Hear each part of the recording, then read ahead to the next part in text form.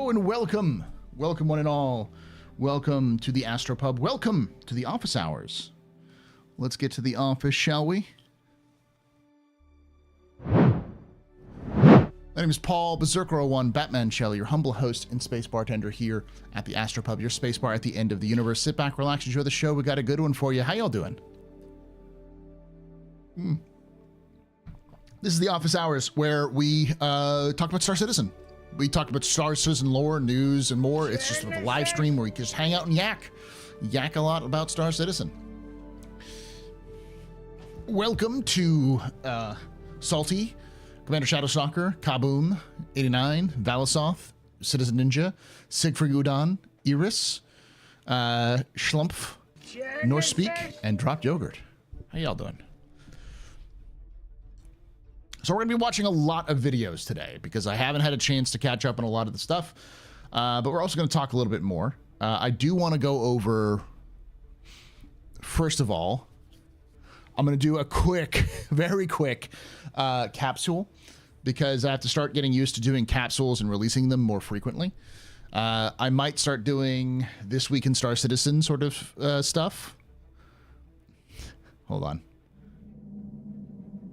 You can take away my spaceship. Spaceship. You can take away my space Suit.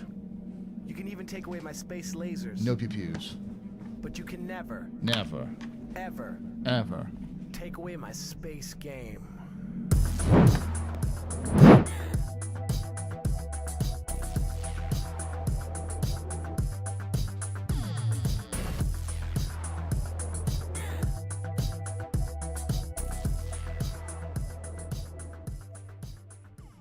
Ghost 1800 just resubscribed for 52 months. Are you tired of salvage companies giving piddly creds for your hard work?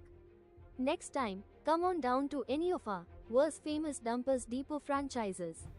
My name's Ghost, and if you've got scrap, I've got creds. I'll take salvage, ore, spacesuits, weapons, artifacts, whatever. I don't care. Why should you? Just take a look at your cargo hold and ask yourself, does it look old? Is it just a bunch of junk? If you answered yes, then bring it on down and let one of our certified surveyors. Thank you so much for that, Ghost. It's a new one. For that 18 months of support, you're a very important pub, a very impressive person for any pedestrian. This is your fault. The reason we're drinking tonight. Shots and cheers in chat, y'all. Shots and cheers.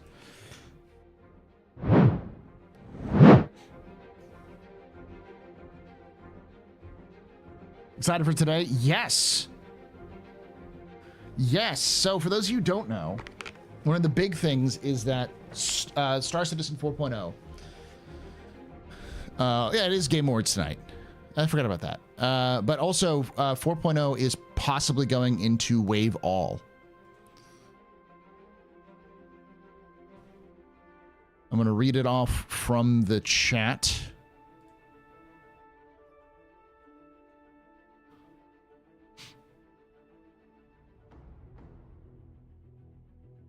Doot.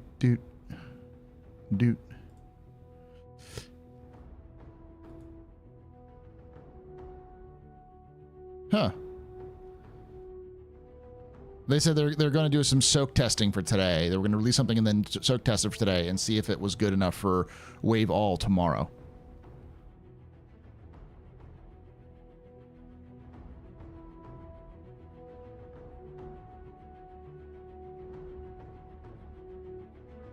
Well, I sure hope they get missions working before winter break. If they put 4.0 live, I can't complete a single one so far. Why can't you complete a single one? Is it because of crashes or because of the bugs? Troy is also pretty big. I haven't really attempted to do many of missions in 4.0 because I've been trying to explore around a little bit more. The one mission I did have failed because I crashed. Yeah, there's a lot of CTDs.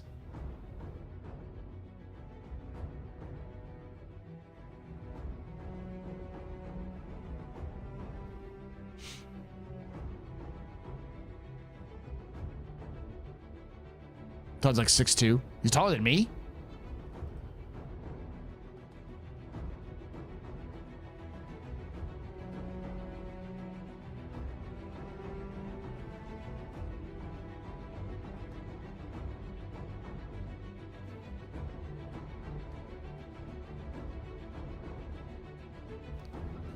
Videos.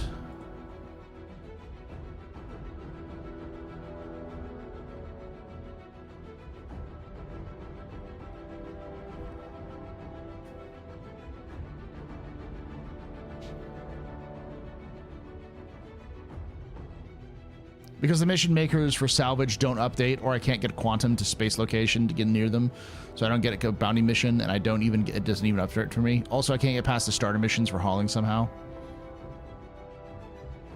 Sounds like it's probably back-end issues. That sounds like it's just not updating for some reason. My guess would be partially players, because like people are beating the shit out of it, but also probably back end, just general back end issues. I will say this right now, y'all, and I'm going to say this again. Mark my words. If you are looking forward to playing 4.0, do not play it on live.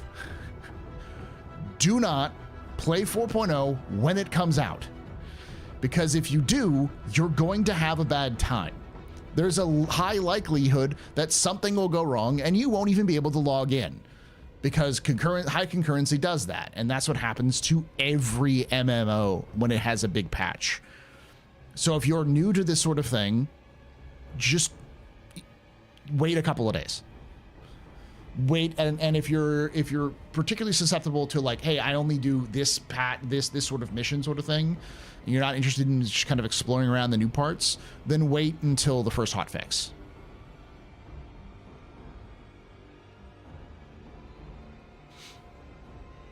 Performance is awesome, but dang, 4.0 is a buggy mess. In my experience, most of the bugs are just bugs we've already had in the past or currently still have in live, but they're just over-exaggerated. Like crashes the desktop, missions sort of bugging out,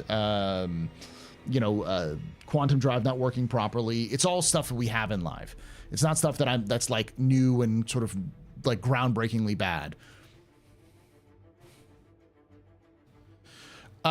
Okay, so Walter, which you're parroting a belief of something that I saw with Mike. I know Mike had posted this, and I virulently disagree with Mike on this one, because it's an alpha. Star Citizen's an alpha, and 4.0 was never going to be good. 4.0 was always going to be a trash fire. I have never wavered from 4.0 being a trash fire for 2 years. 3.0 was a trash fire. 2.0 was a trash fire. All of them are trash fires. Like every major release has been a trash fire. That's just what's going to happen. That's what happens when new technology is introduced, when other things happen. The real big issue isn't if it's bad or not. It's how do they recover from it? How well do they bounce back from it? That's really the case. I get the whole, like, Burke said it originally. I disagree with Burke's. Because that's the emotional response, is that if 4.0 is out, it's all over. Game over, man. Everything's bad. But, people had the same emotions about Cyberpunk, the same emotions about No Man's Sky, same emotions about a ton of different games when they first come out and they're buggy. And it's not like Star Citizen hasn't come out with buggy patches in the past, or even major patches which were buggy. They didn't kill the game.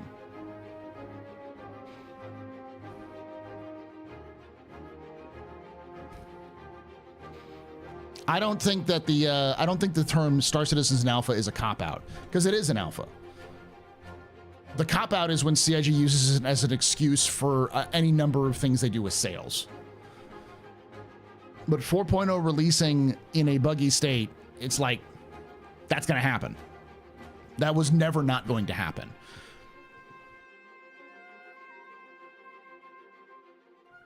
The problem is they're going to drop it on like the 23rd, then no one will be in the building for 2 weeks to fix it. No, there'll be people in the building to fix it. CIG will work over the holidays. They'll have a skeleton crew work over the holidays to do some fixes. One of the things that's important to note is that CIG probably knows the weak spots they have, and will almost certainly be able to hotfix those fairly quickly, which is one of the reasons why they're almost certainly going to release 4.0 early next week, so they have some time to do a hotfix or two.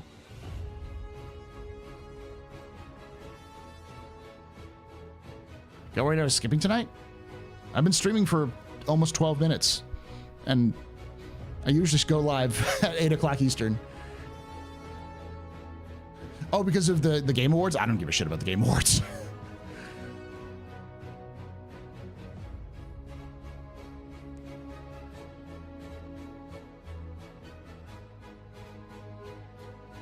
So what you're saying, CIG needs to make a really fantastic anime time with Star Citizen to garner interest? I'm in.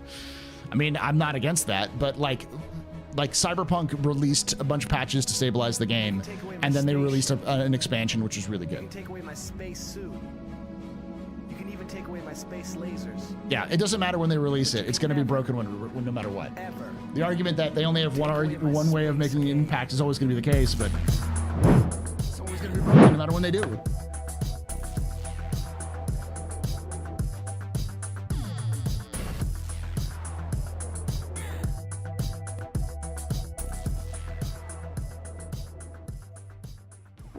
Monstratus just resubscribed for 33 months. Lord Astrodamus, give us your knowledge. Thank you so much for that 33 months of support there, Monstratus.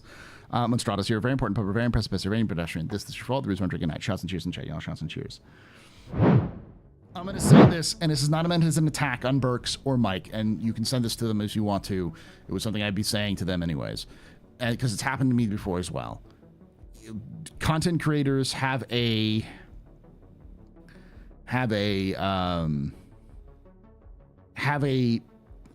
perspective. Our perspective is going to influence our opinions on things. And for instance, I am incredibly biased. I want Star Citizen to have more story points, the more characters, more interesting plot lines. Why? Because I do lore content. Like, I'm excited about Squadron 42, partially because, or a lot of the reasons, because I want to play the game, but also it's going to introduce a lot of people to this universe. And I know that me making content will do well with that universe. And if it does well, I will do even better. And I think Burks and Mike are in the same boat. But their content is mostly based around information and gameplay. So if 4.0 comes out and it is a trash fire, Burks' numbers are going to hurt. Because people may leave. And that's a scary fucking proposition. If CIG releases something that's bad, and it's so bad that Burks can't play, or a number of other people can't play, or it could ruin his income. And especially this time of year, which is so important for content creators, because this is when ads actually play. Like, nobody actually pays us much at all in our ads, except for during the holiday season.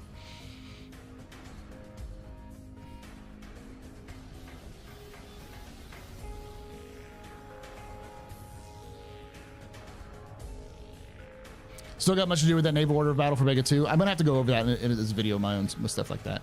The Game Awards is 2 hours of ads, occasionally broken up by an award. Yeah, that's true. Hello, Mr. Rogue, do you think it's a good time to start playing Star Citizen? No. Absolutely not. It is not a good time to play Star Citizen. It starts playing Star Citizen. In fact, I would actively avoid playing Star Citizen between now and the end of the year. A good time to play Star Citizen is in March of next year. Maybe June, like May or June. Yeah, January is probably better, but like March is going to be a new patch. It's going to be 4.1, hopefully, but.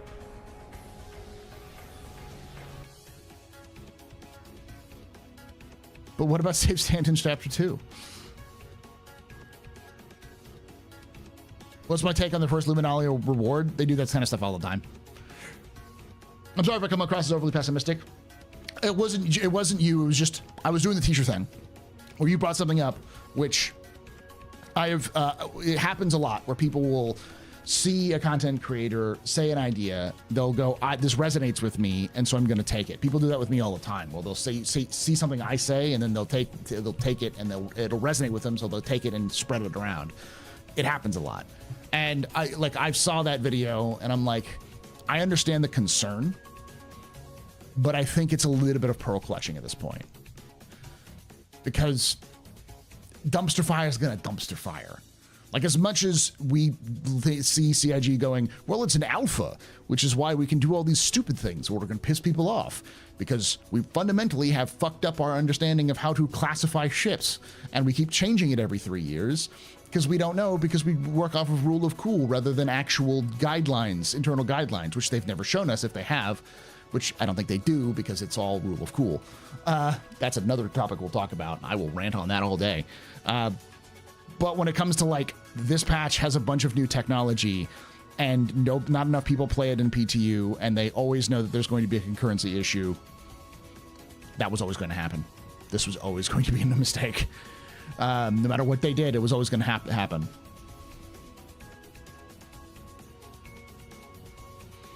Like the Redeemer being a great ship, the Redeemer was just fundamentally misdesigned. Like, I can go through and explain the Redeemer's problems, but one of the major problems it comes with is that its components are badly positioned, so it's impossible to get these components in and out of the vehicle, like, effectively. So it's going to be a pain in the ass to try to replace anything. That's the reason. That's the real reason why it got rid of its size 2s, I think. It got rid of its size 3 or got size 2s. If it got size 2s instead of size 3, it's because they wanted to be able to remove those things moving down. If it got one size 3, that's because that way they don't have to remove it out. But, you know, it's the sort of like the components area sucks. It's impossible to access the components effectively or replace them because it wasn't built with any of that thing in mind. I actually believe 4.0 is going to be live next Tuesday, to be honest. I agree. I think that's probably right. You just noticed some great backup games in my stream account because mostly Winter Break. That is a good idea, honestly.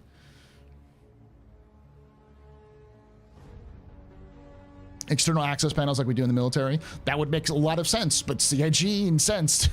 Well, on top of that, CIG didn't design that ship. It was a fan-made ship, so it wasn't designed with any of these sort of specifics in mind.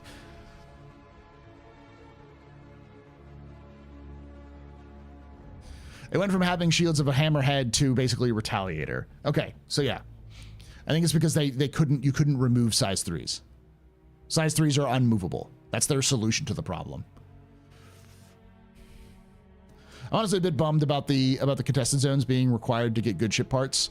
So, like, I have to play janky FPS on a game that frankly sucks at FPS to get my ships working good? Yes. You're also going to eventually have to get your ships working good, you're going to have to trade with people who are crafters or figure out how to craft in a game that is not designed for crafting. Or you can find somebody who already has that equipment and pay them for it.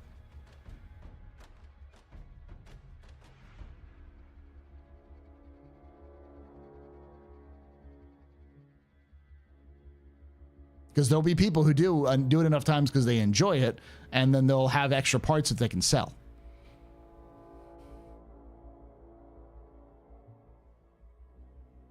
Because they're not purchased, they also won't come back to your ship, I don't believe. Maybe when you use Dull, they will. Finally bought the complete Skyrim game with expansions, will most likely play in 4K. Nice. Yeah, I've been playing a lot of MechWarrior 5. I've got a huge backlog of minis to go through that I'm going to work on it, so...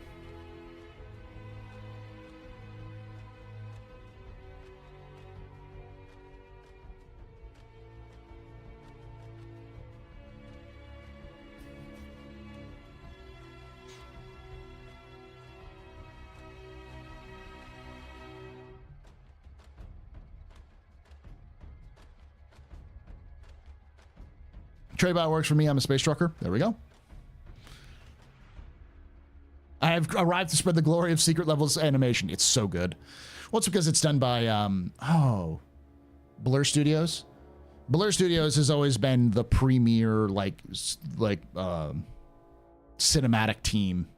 They're not the best in the industry, but they're very good. Hey. So 4.0 is officially live? No, 4.0 is not officially live. It's currently in wave 4. They're doing a soak test for a couple of hours for it to go to wave all. Some people are saying it's going to go live on Friday. I don't think so. Because they said they want to go wave all by the weekend. My guess is they want to go wave all by Friday, have another soak test over the weekend to give people 2 days, everyone 2 days to play it, to kind of find any more issues, fix some of those issues in Monday, and then release it on Tuesday or Wednesday.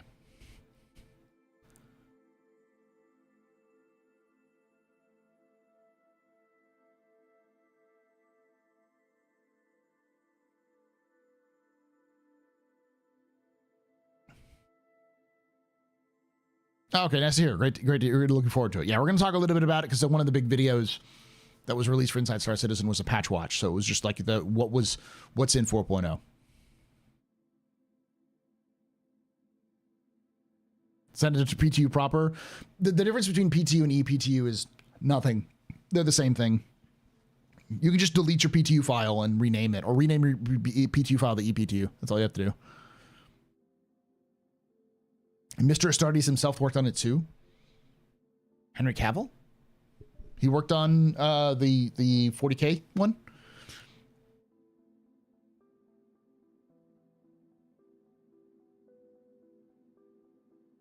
We'll see. Lots of issues with even current build. Oh, sure. We're going to have issues at live. Like, when I say CIG is shooting for Wednesday, what I mean is if they're lucky Wednesday, but everybody else, it's Friday. If they don't, if it's not ready, it doesn't matter if it's ready or not. It's going out on Friday. It is releasing before the holidays. No, the Astartes animator. Oh, yeah, that makes sense. The movement was his. That was very much his movement and how he moved. How he has he animates Space Marines moving.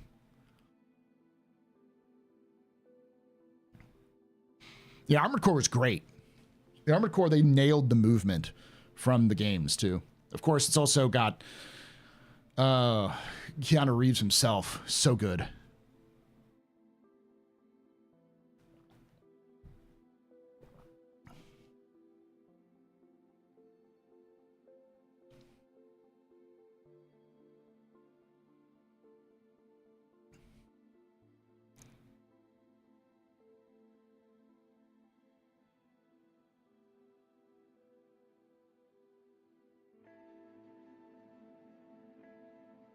Do you think the Expanse is coming with the crafting or later? Probably with crafting.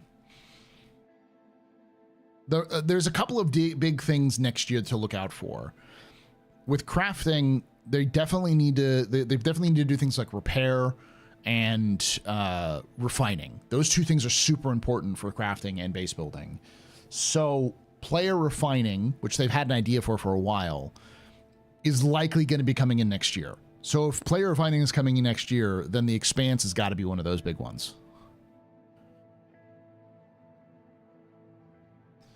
I didn't know I needed Keanu and AC together in my life. I mean, he plays such a good character in that one. He plays sort of like that washed up crazy man. They did one of my favorite tropes in Mecha, which is that like the mech controls the person. You know, a pilot controls the mech, but in reality, the pilot is part of the mech, and it's the mech that is in control, not the pilot. It's sort of like a dark inverse of BT and Jack Cooper's relationship in Titanfall 2. Whereas like Titanfall 2, Jack has to like rodeo and manhandle BT to get him to do what he wants them to do, and they eventually sort of synergize. And in this one, it's more of like the mech manhandles the guy, the pilot. The short makes me want to finally play Armored Core. Do you like Dark Souls, Del? Because if you don't like Dark Souls, then Armored Core might not be your thing. I loved Chrome Hounds, which was their attempt at an MMO in the style of Armored Core. So I have Armored Core. I'm just going to play it for Hot Mech Summer next year.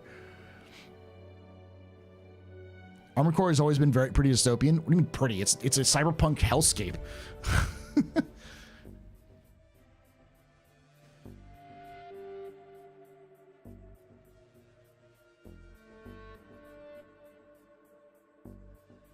but also frustrating. Yeah, that's the thing. Armored Core is designed to be frustrating. It is not an easy game.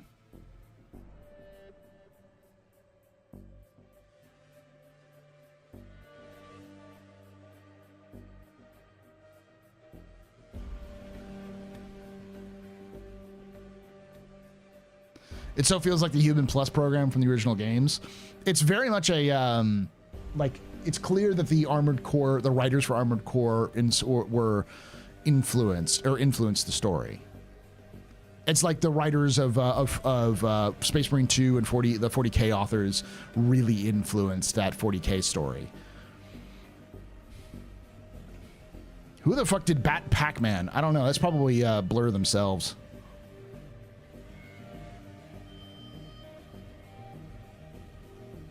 Hello, hello. How are we doing today? Doing good, Wobbly. How you doing?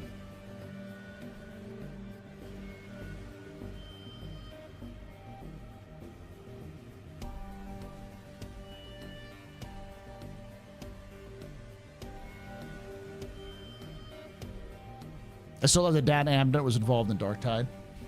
I like Dan Abnett, but I think there's a bunch of new authors that have come up to the Black Library, which I think have improved quality.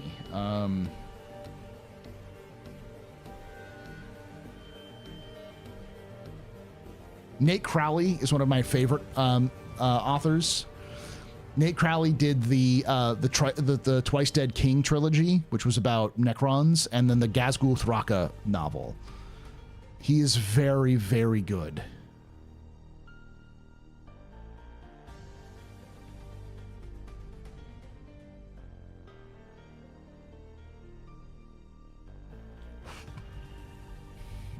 And then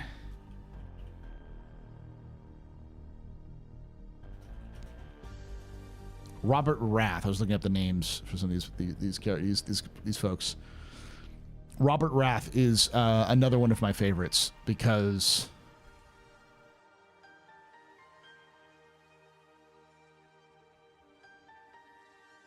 what? Robert Rath wrote a book called The Fall of Cadia that was released this year. I'm gonna have to go back and read that.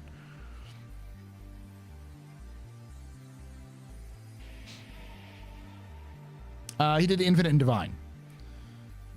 The coolest thing about Infinite and Divine, about Robert Rath, is that he's actually, so he lives in Hong Kong, but he actually got his start writing working for Extra History, the YouTube channel Extra History.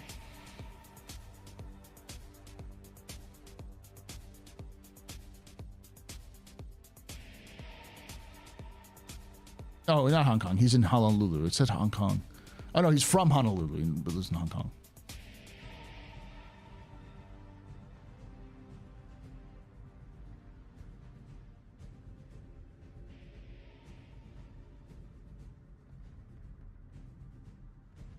The extra credits writer? Yeah. Extra credits. I thought it was Extra History. I think it might be both. The Real Space Engineers 2, that's not surprising. The first one isn't pre-release. I think it's been released for a bit.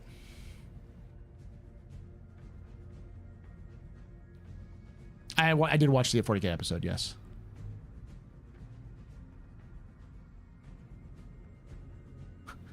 I have played and beat every Armored Core, but I've only successfully beat one Souls game.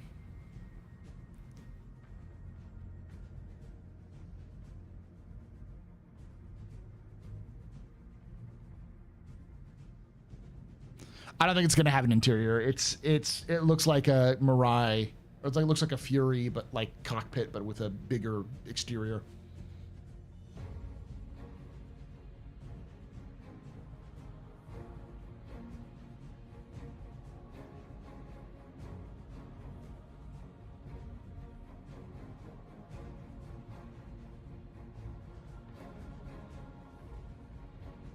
Fat Fury, yeah. All right, I've been streaming for almost 30 minutes. We're going to get started here shortly.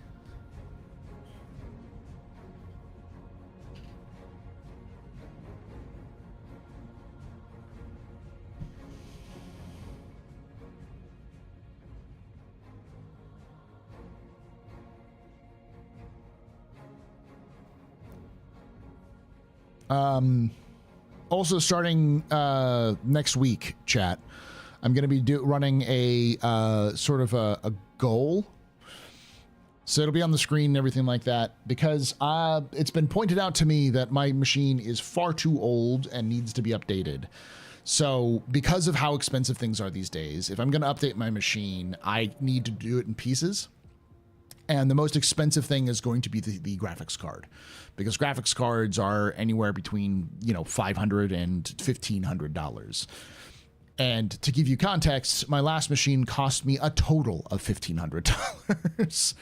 And so I was thinking about, I'll get some 4070 Ti or something like that. So it's like, it's $800, so it's more expensive than it should be. But it'll last me a little bit longer. And eventually I just said, fuck it. Let's just go for, a 4080 Super or something like that. Just something big and beefy that'll do me good for a while. How old is your computer? Is it from 1995? No, it was high mid range 4 years ago. So I've got a 2070 Super in it. Like that's the big one. I've got an i7 11700K, a 2070 Super, and 32 gigabytes of DDR4 RAM.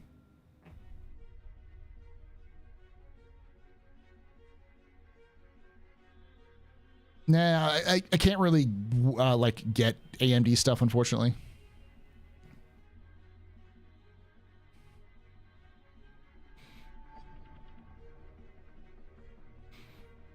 Especially the way things are going.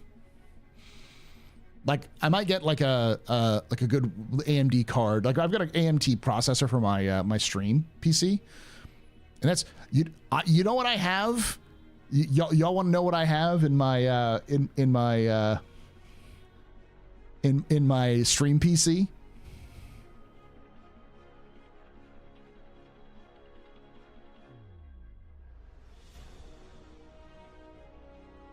You want to know? A 1080. I have a 1080 in my stream PC.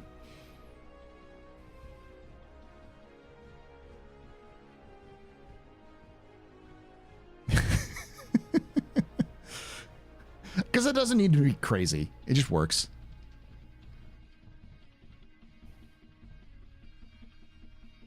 Poor Paul has to live with two PCs. I know. So pobrecita me. The real problem is that I have a, my office is relatively small, not tiny, but it's, kind of small. So putting two gigantic PCs means that I don't have to worry about heating.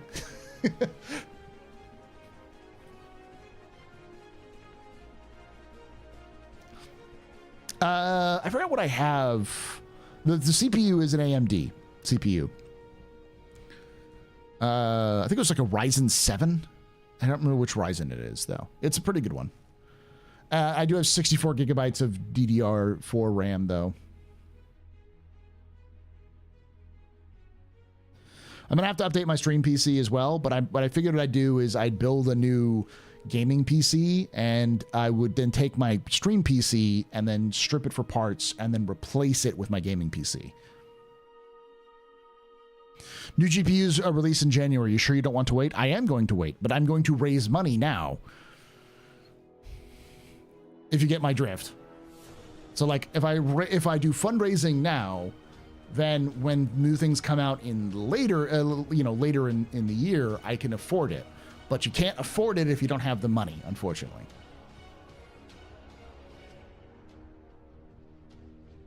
Kickstarter? Why did I do a Kickstarter? We're going to raise it through stream funds. So, like, reaching certain milestones and donation bar and all kind of stuff. Just budget for tariffs when raising money now. That's part of the reason why.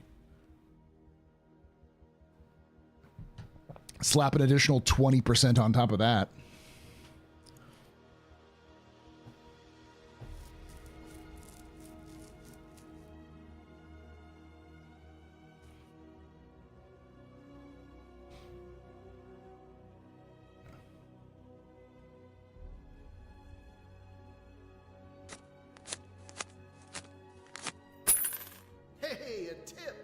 Wobble, super chat at $22.62. Then let's get started, lads. Thank you so much, Wobbly, for that $20.52. I have to find some sort of like graph. I don't know how to do this, but that'll help out a little bit. What platform? What's the best way to help? What platform takes the least percentage? PayPal takes the least percentage. PayPal takes like 5%. So direct donations take the least. But if you have like free subs, or you want to do through, if it's just easier, like bits, that kind of thing, those things are a little bit better. Have you dived into the new build yet, AstroPub? The new one that was just released? No. I dived last night, and it was, yeah, it was bad.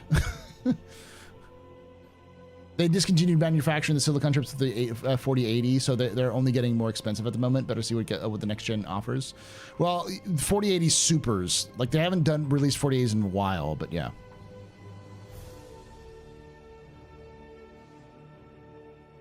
A couple thousand AstroPub stickers from your DHB. Knowing video, they're going to continue to rip off their customers. Well, one of the things that I've been seeing is that a lot of games, well, at least the latest game from the latest Indiana Jones game basically makes NVIDIA card required. It requires ray tracing, and the best cards for ray tracing is NVIDIA.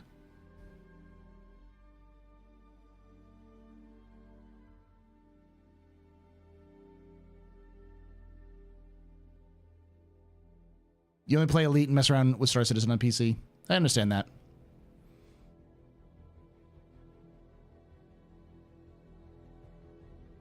So the same annoyances still exist, like not being able to quantum directly to some locations. Yeah, that's been a weird thing.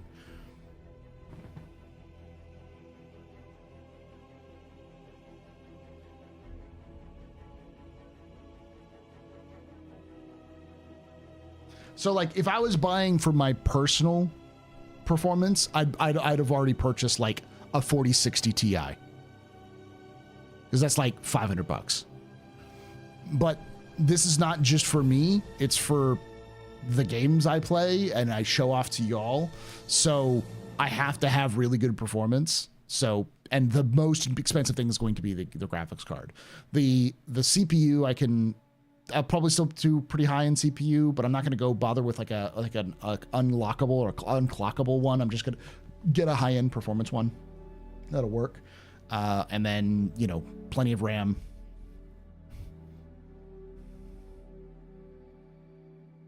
Have I heard about any changes to the Andromeda? No, I have not.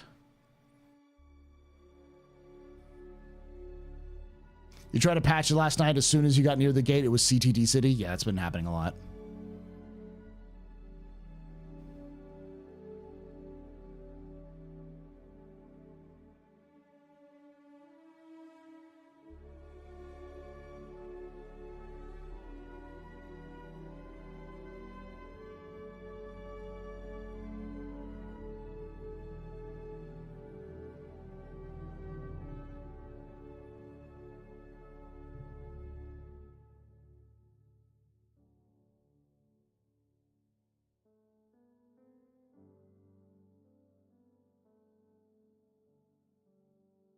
Just did contest zones for the first time this morning. It was pretty awesome. They're pretty fun. Especially if you have a group of people working together, are great.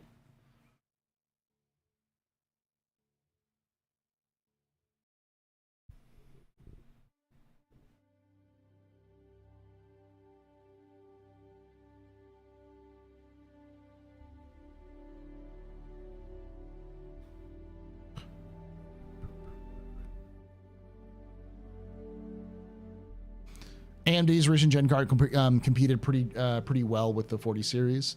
Again, I get it, but the problem is that like game companies are super in bed with NVIDIA, so they will do things where like if you want to play a game, the best way to play it is going to be on NVIDIA, which sucks because like AMD almost always has good budget solutions that gives you almost the same performance.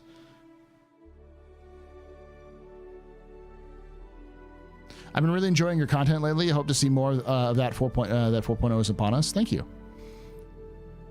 Hopefully you enjoy my content for a lot of reasons. I'm doing lore content as well, but you know, do more of that. Happy Luminol. Oh yes, Happy Luminol, yeah.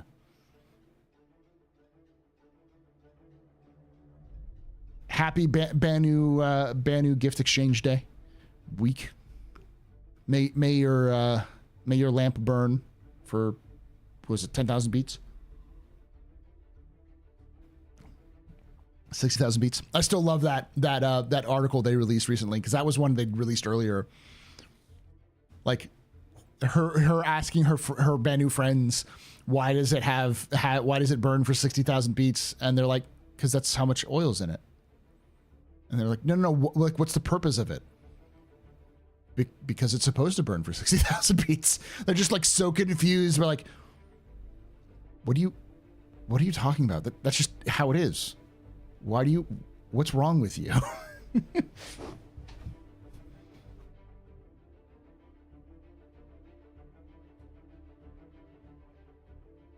$30,000 beats, 30K beats.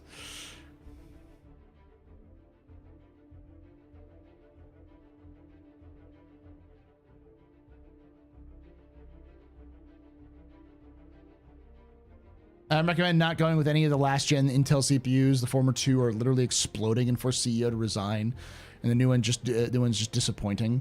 I heard that the last ones, they had problems and they actually got called out by content creators and actively forced Intel to admit that they were that their cards were failing, or their chips were failing more.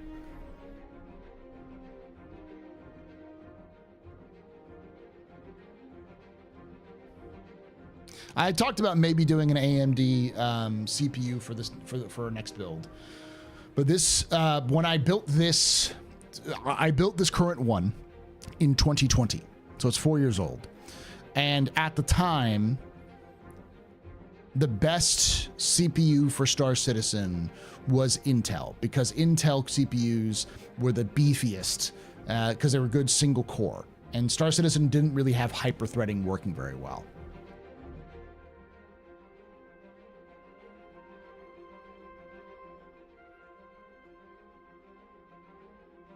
Why am I not getting an X3D chip if you're going Dream PC?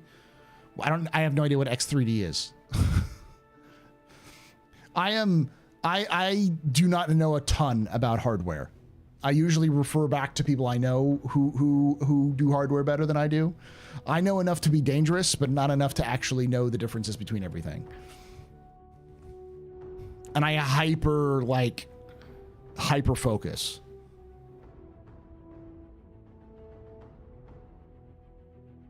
AMD chips.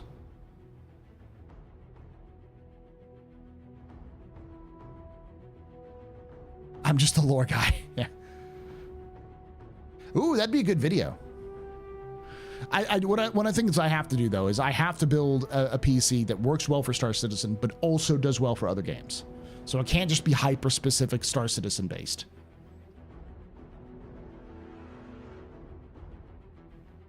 I'm the same way, Paul, not a tech guy.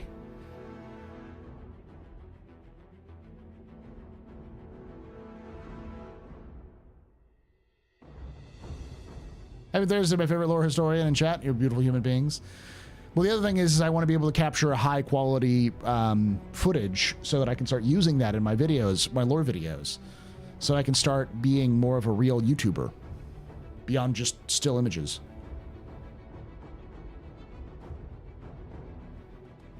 I have a capture card that can capture up to 4K.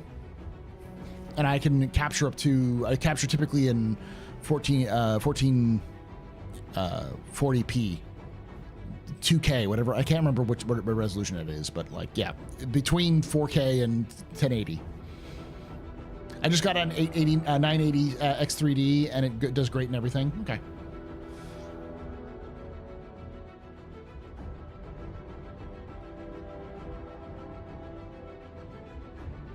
$1440p for most likely. Okay, yeah, 2K. I have a monitor that does that, so.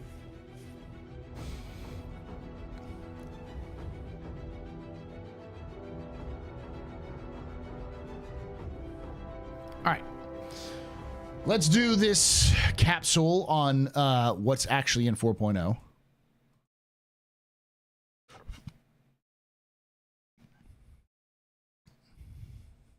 X3D chips are done for then I'll do that.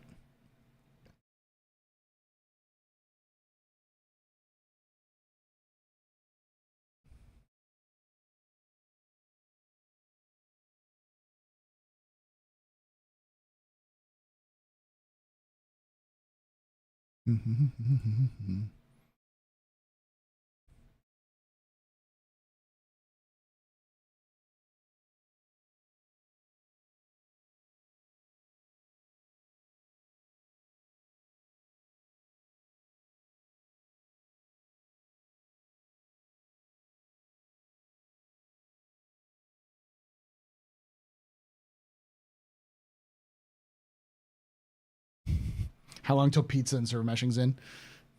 All right.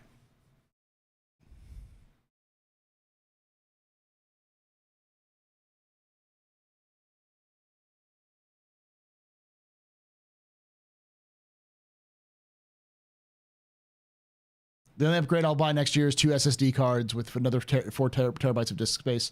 Yeah, my plan is to get a my current PC for stream has nothing but it has very few SSDs. It's almost all physical drives, HDDs, and they need to be replaced. They needed to be replaced 3 years ago, but I just never had the cash around. Now, this is the first year that I actually have enough income that I can start doing that. But if I'm also going to be upgrading my PC, I need to start saving stuff away as well as to raise money and stuff like that. Paul, we have rats down game. Rodents, I know. The Skaven have arrived. You'd be surprised how fast 4 terabytes of SSD fills up. Yeah.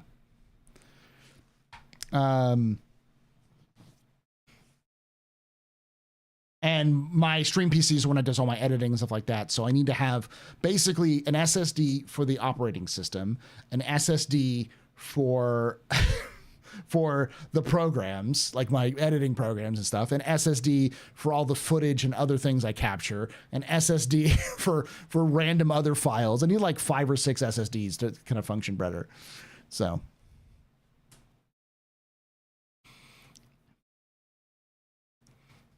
I'm gonna buy those for my stream PC, and for my gaming PC. My gaming PC has a bunch of SSDs in it. It's all SSDs. So if I make my gaming PC my stream PC, I can just swap that over and go through and clean it out. And then if I make have a gaming PC, then a new gaming PC, those will all be SSDs anyways.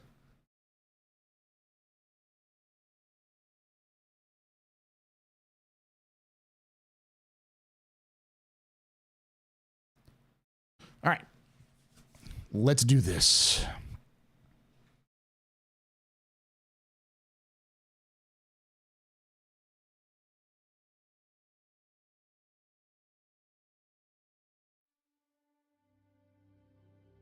Hello and welcome to another Office Hours capsule. Oh, that's right, capsule. This is a small segment of my Office Hours live stream that I come do on Thursdays at 8 p.m. Eastern, 5 p.m. Pacific on twitch.tv/TheAstroPub and youtube.com/TheAstroPub live. Come join us live, join chat here to talk a little bit about Star Citizen lore, news, and more. We're going to start doing a new segment in the new year called This Week in Star Citizen. We're going to kind of break down a bunch of stuff, and I'll turn it into more capsules. So let me know in the comments below if that's something you like. But for today, we're going to talk a little bit about what is in 4.0 because of the roadmap changes and possibly what's looking like a 4.0 release soon. Let's get into the roadmap roundup first, and then we'll talk a little bit about the 4.0 overall and what's coming to the game.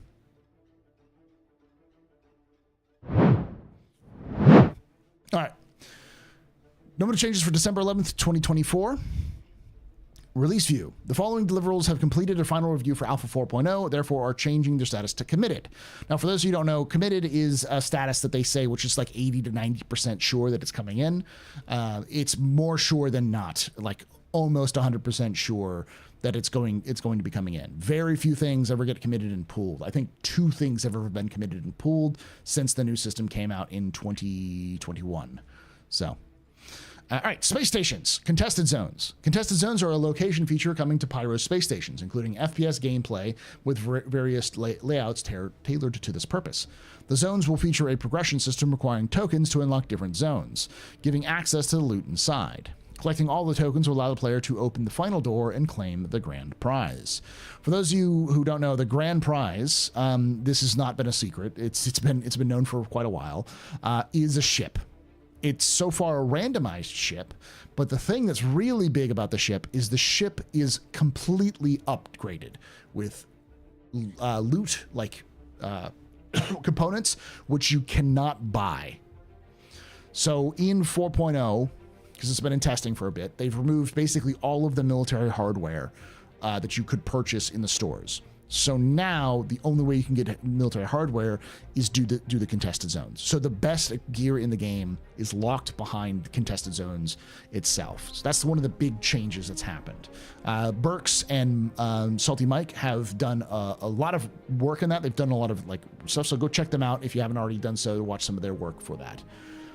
Asteroid bases. Implementing new asteroid bases scattered across the space and asteroid clusters, gas clouds, and other areas of Pyro. From exploration-type gameplay to mission-based locations, these bases include both constrained interiors for potential FPS conflicts, as well as space combat while reaching or fleeing from the location. So these are new sort of space bunkers. They do have missions that pop up on them. You can go inside and explore and grab things, and you have to fight in space and sometimes often in the asteroid bases themselves. Mission system refactor. Reworking the underlying mission system to become compatible with server meshing, allowing for easier creation of maintenance of mission content. What this means is that the mission system is now able to go across servers. So as long as you're on the same shard, you will not lose the mission that you've accepted as long as that shard hasn't restarted. So, and I think it may even, as long as you come back to the shard. So if you crash out, but then get back into the game, your mission should return to you because it's designed to be able to move between servers, because if a mission can move between servers, it should be inside to the shard, then you shouldn't have to like lose it when you log out and log back in. So it's changed it mostly for server meshing, but it also allows for this unique bonus where a crash isn't an immediate mission fail. So, and lastly, the Mirai Guardian, building, balancing, and implementing Mirai's heavy fighter, the Guardian, into the game.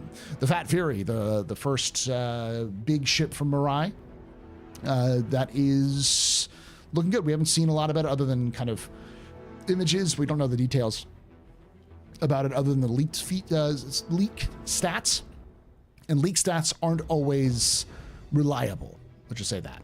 But what does this mean? So these features are all been committed. Kind of went over a little bit of those details, but these are the last features that were not committed for 4.0. So let's go to the roadmap itself, so we can see all of the features that are committed. I think there's only one feature that I saw that wasn't committed on here, which was new missions repair. It was the only one that wasn't committed. I want to say it was committed last roadmap roundup, but I might be wrong. So let's look at what's actually in the game, what's actually in the 4.0, according to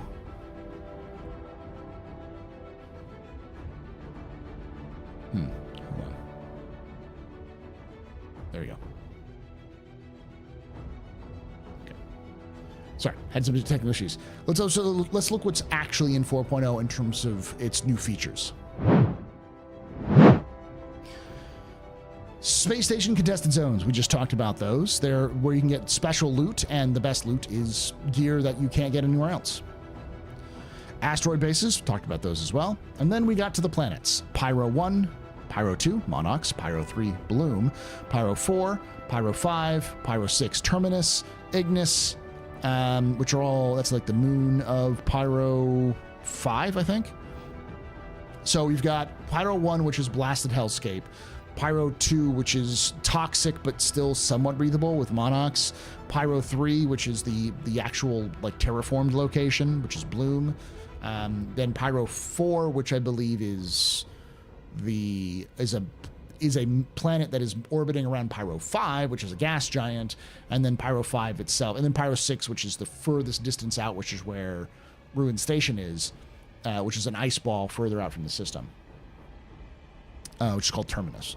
Then the moons are Ignis, Vlur, Fuego, Ferio, and Adir, and Vatra. Now, also, we get the Outpost Colonialism and Pyro Space Stations. These are two new sort of styles. We've seen the Outpost Colonialism before in Pyro, or Pyro in Stanton, with some of the Ruin versions of those. In some of those Ruin outposts, you've got different missions for, but these are the completed, fully functional ones that are there. And the Pyro Stations, space stations are the new style of space stations specifically for Pyro. So those are the locations. Now let's look at the AI. Fauna, Quasi-Grazer. So the Quasi-Grazer is... I'm going to do a little bit of a lore thing, because that's the other thing I do is lore. YouTube.com/TheAstroHistorian. The Quasi-Grazer is a seed animal. It is one of those animals that is dropped onto newly terraformed planets. And it is specifically designed as a food source. It is from Terra. It's from the cold polar regions of Terra, where from the region of Kazi, which is actually, fun fact, where Asperia is from. So, all right. Then we've got gameplay, new missions, location repair. So you go to missions where you go to a specific place and you use your gun to repair specific outpost sections. And jump points. This is the thing that lets you go from one system to another. They're naturally forming gravitational anomalies, which create a tunnel through what's known as interspace, which is this sort of extra dimension which sits between our dimension, which is kind of just outside of our dimension, but it's shorter, so you can actually go further distances from point A to point B. So these sort of wormholes through interspace allow for travel between 2 points in space. And then we've got the ships, Mirai Guardian. We talked about that a little bit, and the mission system refactor, which we talked about, and the other one, which is server meshing. Now, server meshing itself, for those of you who don't know, is sort of hard to explain because it is taking multiple servers and putting them together. So you have server A here and server B here. They touch at this point, and you'll fly between A and B. And when you fly between A and B, you don't even notice that you've flown between A and B. Now, these meshes are different sizes. The current one that's in testing right now, which is likely going to be the live version, is 4/6. Four servers in Stanton, 6 servers in Pyro. And collectively, it's called that sort of 4/6 mesh, that server mesh is called a shard. And the shard also has a bunch of things in the back end, which is often called the hybrid service and the replication layer. These are all technical terms. I fully understand all of that, but the idea being that this will allow for more players at the same fidelity you're used to with Star Citizen. Same bugs too. But that is the thing that's going to allow for Star Citizen to not only increase in scale with numbers of players, with 4.0 now looking like it's going to have about 500 people per shard, which means per server-ish, but also it is going to allow it to increase in scale of NPCs and other content, because now each server is forced to hold less amount of active memory or less active things that are going on compared to an entire planetary system. So, all right. So that's all well and good. And for many of you, this is something you already know, which is great. What's going to happen? When's it going to release? Well, it's clear to me at this point that 4.0 is scheduled to release this year. If we would have been told, if they would have delayed it, they would have delayed it this last roadmap roundup. They didn't. And there's no indications that they are going to delay it. So 4.0 is scheduled to come out this year. It's going to come out this year. For those of you who are newer to this whole process, CIG actually does take the last week of December off and the first week of January off. So if that's the case, we're looking at next week is when Pyro is going to come out. Pyro 4.0, which is between December 15th and December 21st. Though likely CIG is going to release it early, so my guess would be the 16th to the 17th, probably more like the 17th, because 4.0 is going to be buggy. This is one of those realities. It is a patch that is full of a bunch of new technologies, and there just isn't enough people at the scale that they want to be able to test all of the things they want to test. I'm sure people are already in the comments saying, but didn't they have this sort of internal scaling system? Yes, but players and, mimicked AI AI mimicking players aren't the same thing.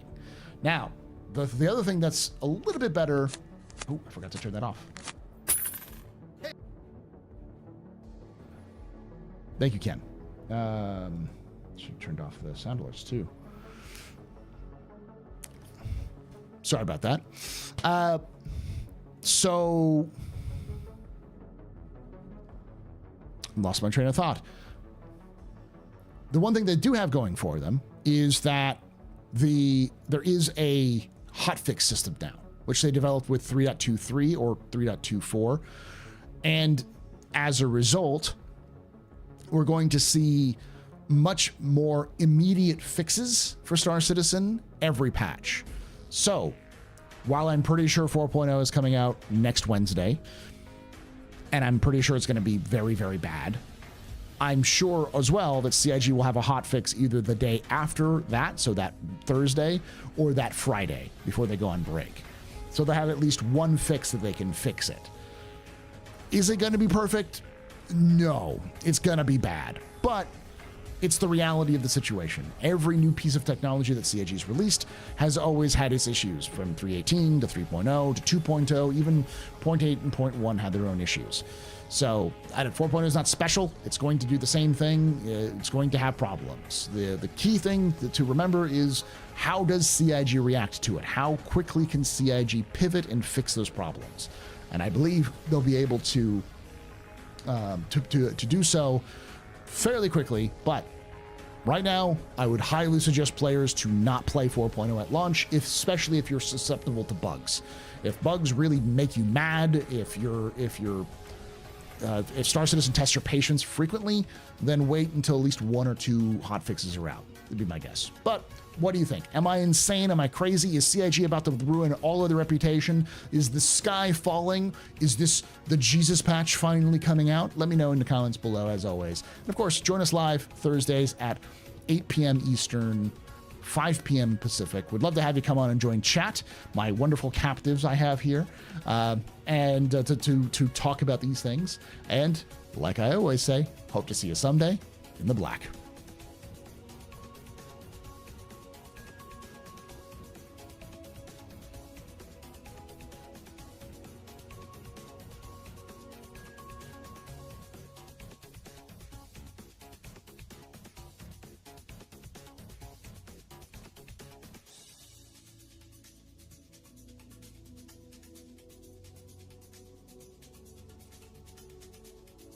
All right. Sorry, it's fine. It's my fault for not turning it off.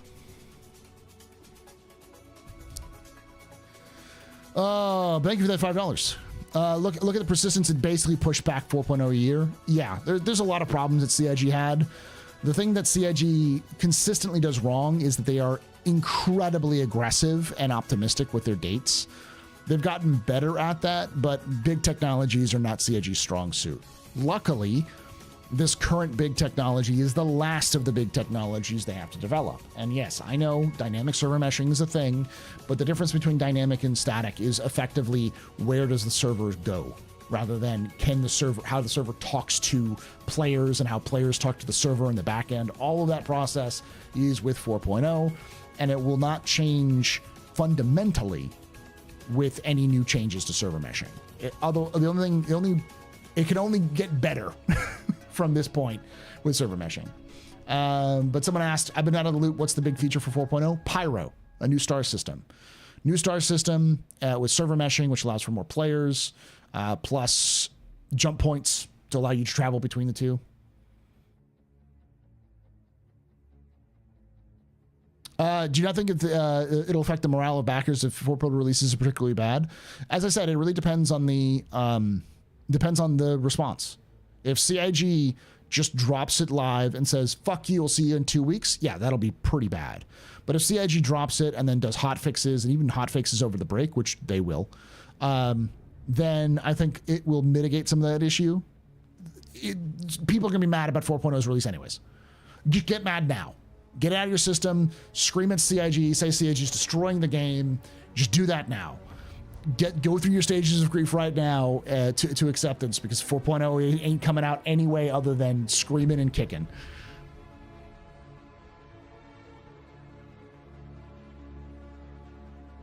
At least one dev actually said the static and dynamic are so close, they did not want to do static, just go dynamic. Yes.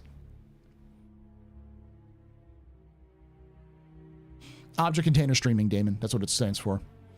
We already had the Jesus patch. It was the one that had OCS. Before that, the game was pure pain. Only as hardcore masochists could play it. Yeah.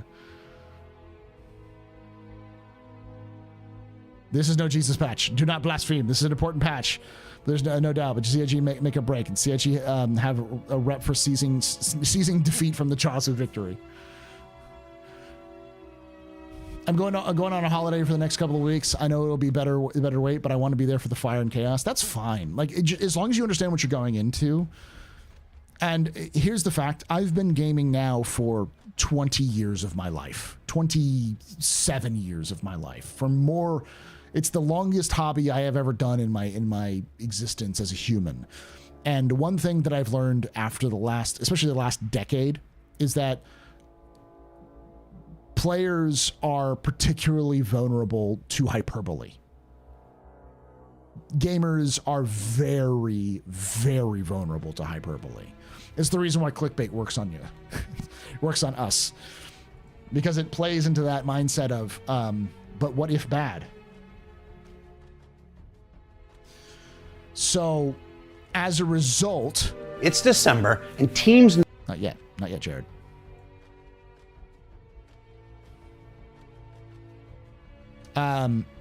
So like when anything goes wrong, players act like it's the end of the fucking universe.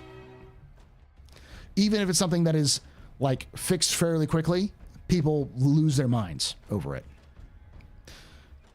Because people put not just their ambitions, they put their like entire life into gaming, which is unhealthy, but you know, I get it. Some people's this is their only hobby, or it's the only thing they know how to do, or the thing that lets them unravel or like unwind and calm down. So if you're really, really looking forward to 4.0 and you've been waiting for months, if not years, for it to come out, it can be very, very enticing to jump in and be like, it's going to be perfect, it's going to be great, but it's going to be bad, and it'll have problems. Even if CIG fixes most of those problems within 24 hours of its release, people will throw a shit fit for it. But then, if it gets better, people forget about it. There are plenty of patches which have released completely busted and been fixed pretty quickly. Like 3.24 was not in a good place when it released, but 3.24 had like 2 or 3 hotfixes which improved it significantly. Like, you know, you couldn't literally do the cargo missions in 3.24 when it was released. They didn't work. You couldn't even do the starter mission. You had to do a workaround, but within a week it was fixed.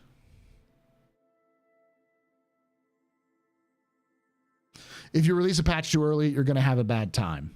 Doesn't matter. 4.0 is one of those patches where if it releases in February, it would still be as buggy. Because even if CIG sat there and worked super hard and did everything they could to find all of the bugs, they release it live, all of those bugs will come back because they do not have the they don't have the concurrency, the number of people on the back end beating it like they do in live. That's what happened with 3.18. 3.18 was fucking flawless when it was in PTU. And then it went to live and everything broke. So you have two options. Release it now find the problems with high concurrency and fix it over the break and into the new year so that by January you have a functioning 4.0, or leave it in PTU for another 2 months because it's going to take them 2 more months to go through that, and then release it still broken in February, and then spend another month fixing it. So it ends up being the way the Q1 patch, pushing everything else they had planned for 2025 another patch down, and delaying any sort of testing you could get for those because you're going to have QA testers on the build that's for 4.0. That's this reality.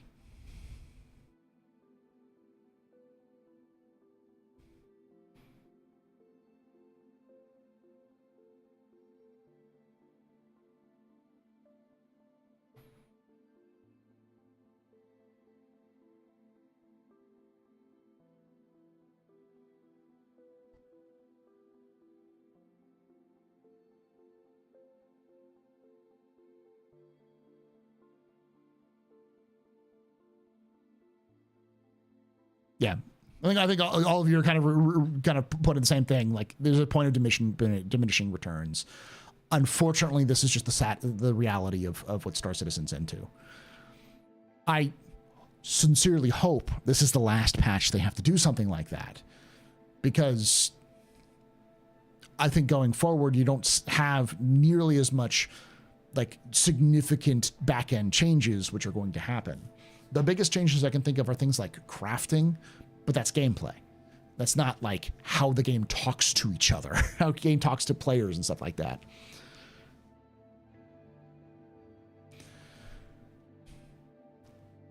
So I'm in Team Band-Aid. Just rip that shit off. CIG has a dislocated shoulder. They gotta pop back in. It's gonna hurt like hell, but it's better than having a dislocated shoulder. Maelstrom is just how the ships get destroyed. Like, the only difference between modern, like what we have now, and Maelstrom is the amount of parts your ship will break into. You're not looking at like, fundamental changes to how the game functions. It's just the detail upon which the game is rendered. So it might hurt people with worse systems in the back end, and they may have to optimize a little bit more, but it's not going to make it so that you can't log into the game or complete a mission,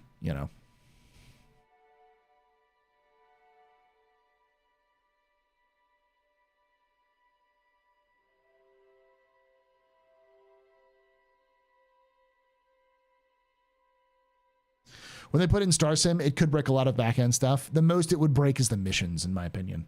It wouldn't. You could still play the game. You just wouldn't. Some missions might not work properly.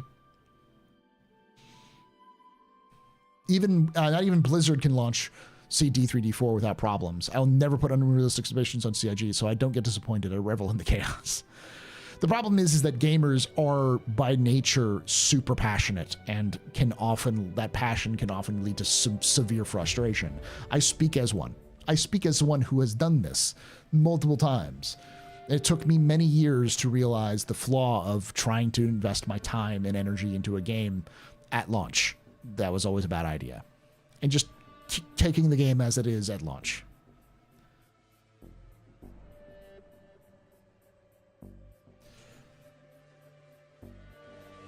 Basically, server meshing is the game's foundation. Everything else is going to be built on top of it, which might cause some problems, but not nearly as many problems are going to show up with the other things as there are with this. Paul, is my Odyssey going to be one of the big MISC ships CIG said they will be starting? Probably, but I don't think it's going to be released next year. Almost certainly it'll be started development after the BLD is released, would be my guess. The team that's working on the BLD would probably move over to the Odyssey. Unless they may also do the whole series, because the whole B needs to get reworked and the whole D and E need to come out. He said BLD, I heard BLT. I need dinner. I'm going to call it the BLT.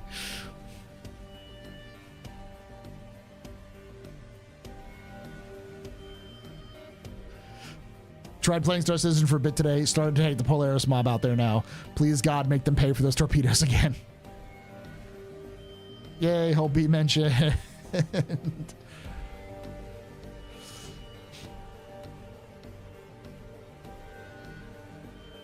They mentioned a rework of Akani. I mean, I believe that the rework of the Akani is happening next year. I don't know if it'll be for everything, but it's definitely going to be for the interior of the for most of it, but the Phoenix, because the Phoenix got its fucking hot tub working. There is a working hot tub in the Phoenix as of 4.0. They needed to push this turd a month ago. They needed to push this turd 4 months ago. But is it a working time machine? Maybe. I don't know. I haven't tried it.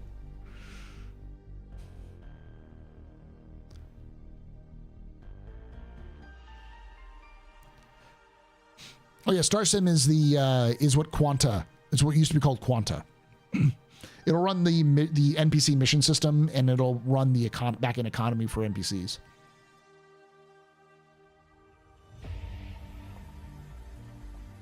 Orbital mechanics and planets and moons are part of Genesis, if I recall correctly. I don't remember them saying anything about orbital mechanics for Genesis, but I wouldn't be surprised. Genesis.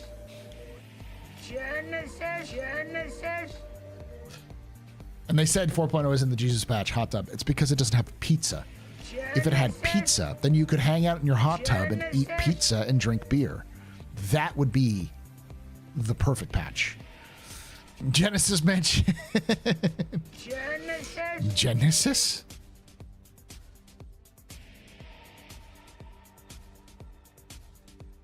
Genesis.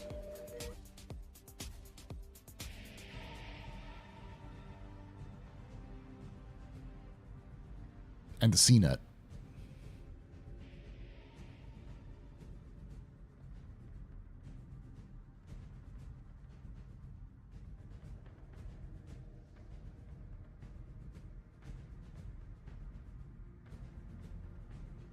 When will CIG have a Planet Forbidden that is go to no? Go to is no. Oso. That'd probably be the first one. Is Soulsinger actually Tonizzi chanting litanies to the Omnicide to bring creation of nothing out of nothing and the dynamic economy's birth happened? Don't say no. Notice how there are so many people saying we'll know more about Soulsinger soon, and I was like, fuck no, we won't know shit. They won't say anything about Soulsinger because they're smart, not stupid.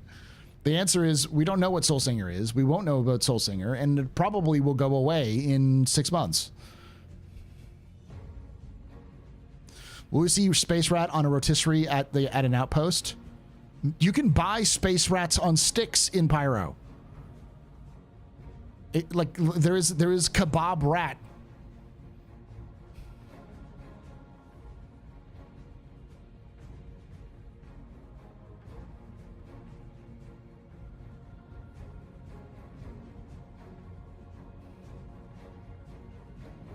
Begin the ritual of percussive maintenance on the 4.0 patch.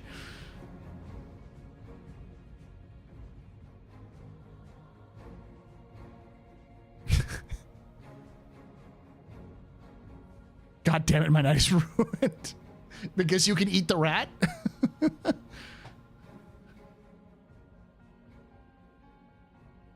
Hey, they announced the Illuminate and Helldivers? Fucking finally. I gotta get back to that game too.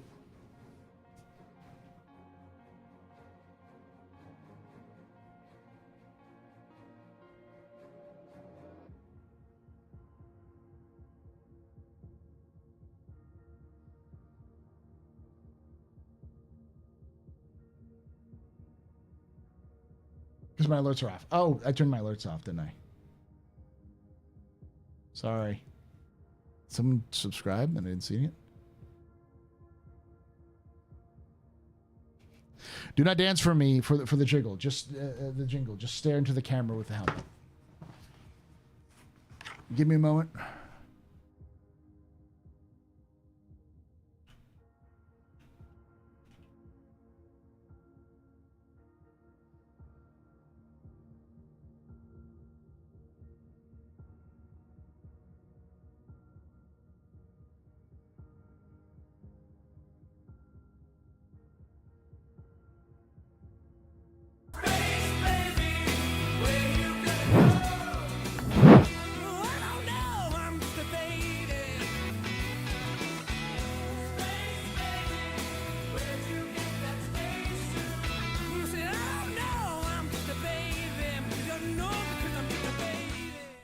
Acknowledge Lambo 1 just had a space baby. Do not dance for the jingle, just stare into the camera with the helmet.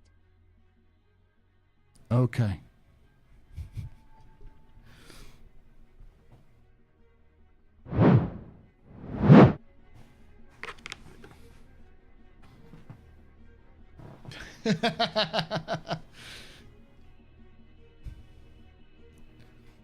So what are you gonna do?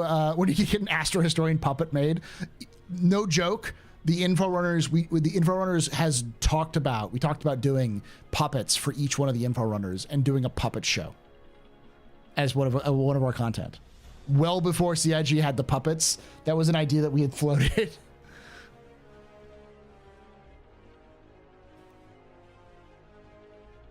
Nice.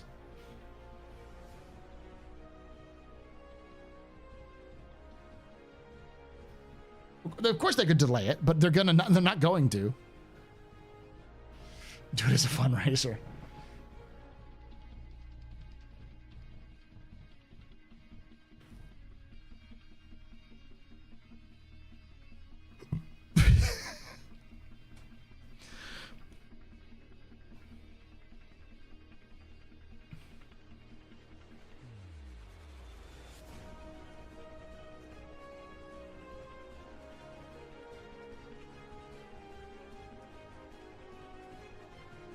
Yeah, full wipe really killed live once you finish Save Stanton.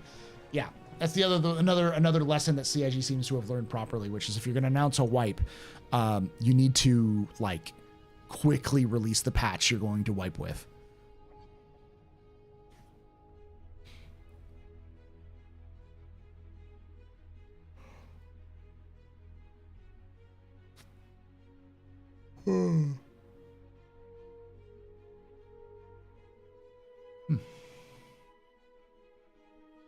See, there's a...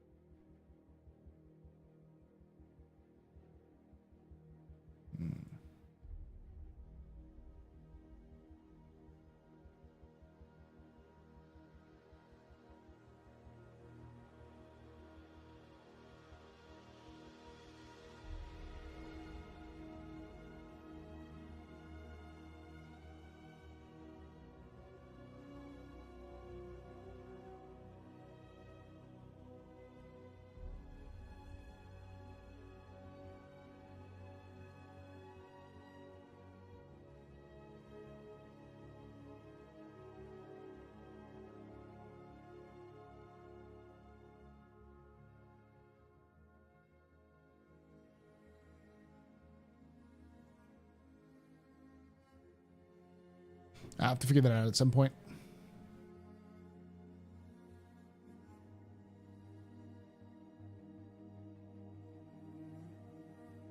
Yet another sign CIG's committed to 4.0 live this year. Yeah.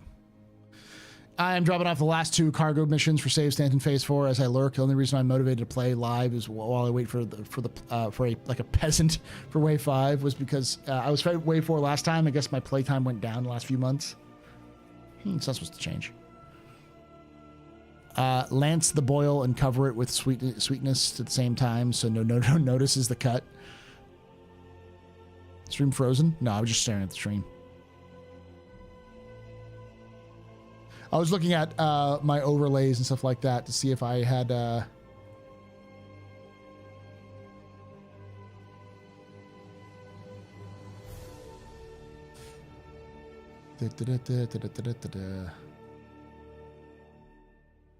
widgets.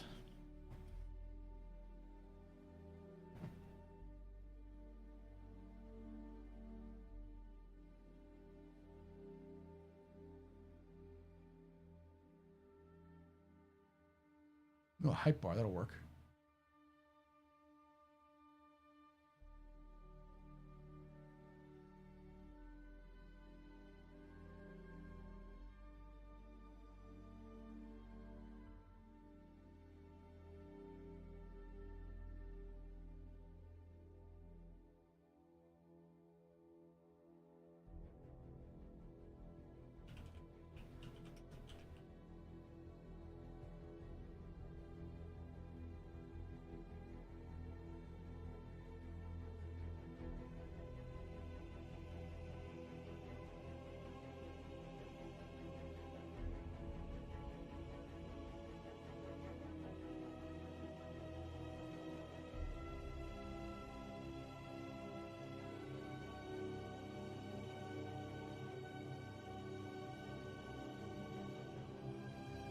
Genesis.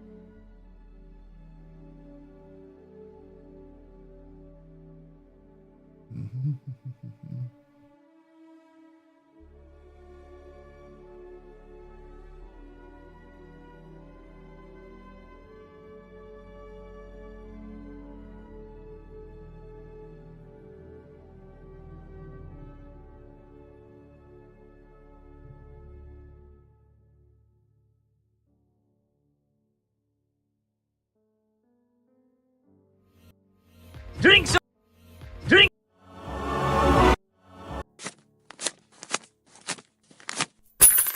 Hey, a tip. All right.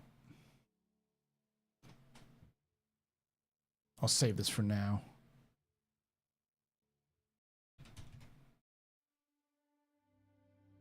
Save. So I'm going through something real quickly. I'll be right back as well.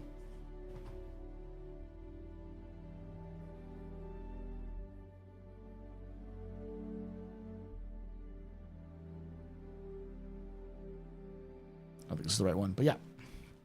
Question, do you think armor restrictions and seats will still be a thing? Yes. Not only will I think it's going to be a thing, I think it's going to be a thing when you go to landing zones as well. Like, all of the station landing zones, you're not going to be able to wear armor or carry weapons. I'll be right back.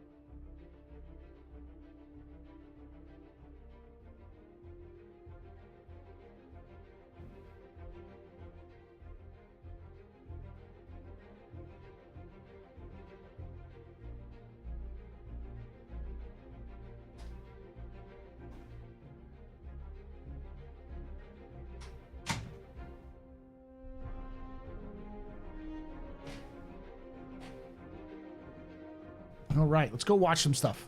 I want to do the restroom real quickly.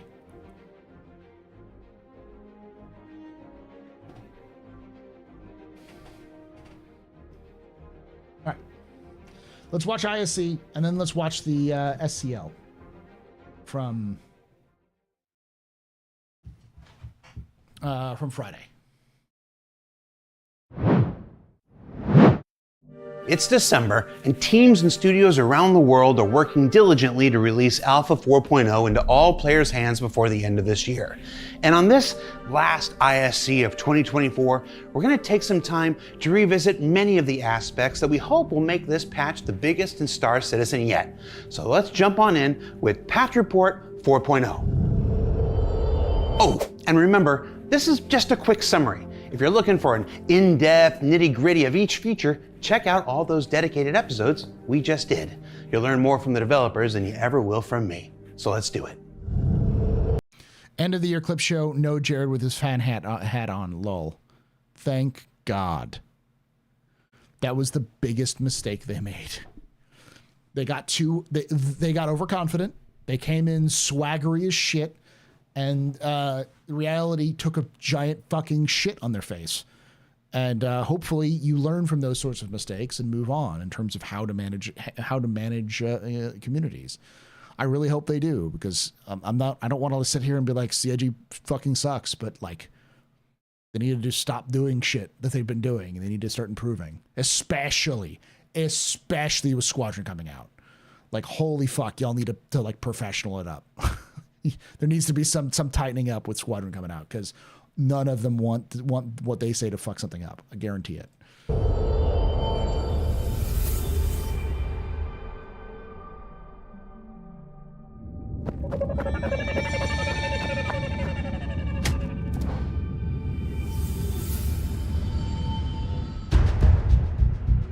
It's hard to pick the most important element of Star Citizen Alpha 4.0, but any conversation No, it's not hard. It's fucking server meshing.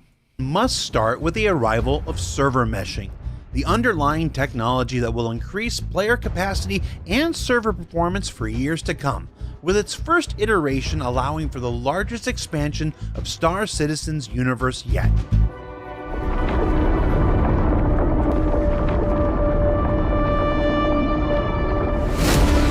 And you'll get to that expansion through our first jump point, connecting the Stanton system we've known and watched evolve since 2015 with the nascent Pyro system, as players and spacecraft alike traverse back and forth between two different star systems.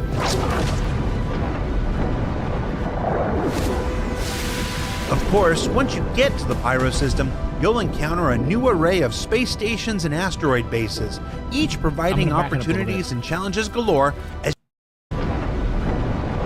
watched evolve since 2015 with the nascent Pyro system, as players and spacecraft alike traverse back and forth between two different... I heard him say players, and he said spacecraft, and my brain shut off the first time I watched it, and just now, it's like, did he say players and NPCs? No, it says players and spacecraft. Okay. Different star systems.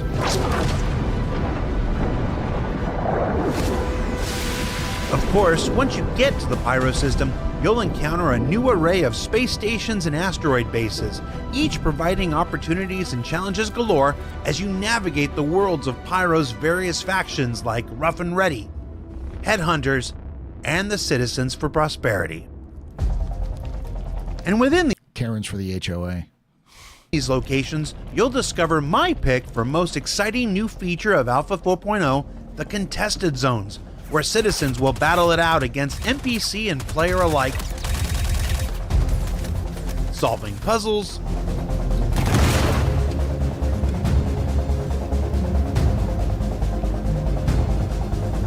holding positions, and moving from zone to zone for a whole host of interesting and unique rewards that will continue to grow in subsequent patches.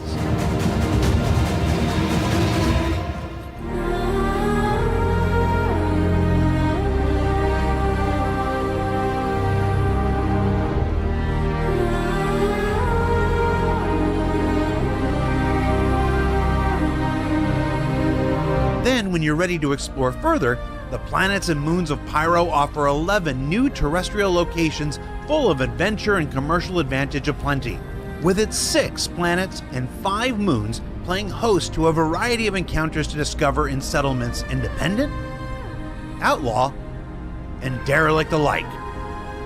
Junkyards where new mission types can be found, and even farms for those looking for a more peaceful life. And within and around those points of interest, you might encounter one of Star Citizen's growing library of creatures, with the addition of multiple quasi-grazer variants, the not quite domesticated Copion in service of their captors, and even the small and diminutive Alaprat. Lizard rat. Rat, yes, yes. Space rat, yes, yes, yes. Then beneath the surface of Pyro's planets and moons, and Stanton's for that matter, new caves to be found in styles of rock, sand, and acidic beckon the brave adventurer to plunge their depths and conquer whatever creatures lie within.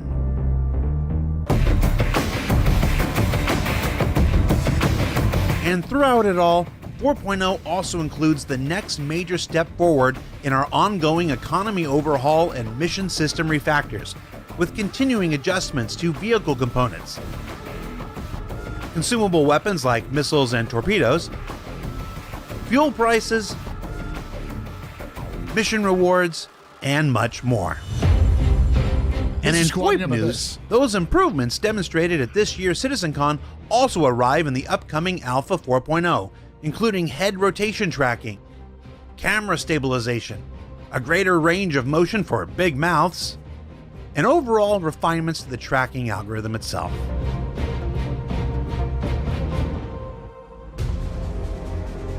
And then of course, we can't forget spaceships, where the Anvil Carrick blast shields and opening cargo doors make their long-awaited debut. Let's just see that whole animation there. Yeah, splash shields. Do your thing. Also, what's this mean for the caterpillar doors? You gonna get those soon? Yes. We cut that out? We're going to get caterpillar doors when we get the ironclad. Almost certainly. Let's go ahead and leave that comment, shall we?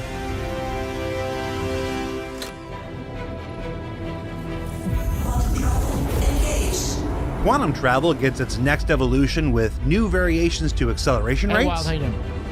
fuel consumption, and maximum speeds based on each quantum drive's grade and class. And of course, we have to mention the legendary Space Wolf itself. The Mirai Guardian makes its presence known and looks to reckon with anyone that called it the Fat Fury in the past. Size 4. We're just going to sit quiet and look at the Guardian fly around for a bit. Ooh. I've seen the previews on the trailer. I don't have anything to do with it, but it looks really cool. Size, It's going to be a good trailer. Size 3s. You know size 4s, right? Size 5s. All in all, Alpha 4.0 is shaping up to be the start of a new Jesus. chapter in the continuing story of Star Citizen's development. And while this will be the last time that we see each other before the new year, keep your eyes on the robertsspaceindustries.com website and social accounts for more details about its upcoming release. And from everyone here at Inside Star Citizen, thanks so much for letting us share the people and process of game development with you. Enjoy your holidays, spam John Crew with jalopy for me, and we'll see you all here next year. That was good.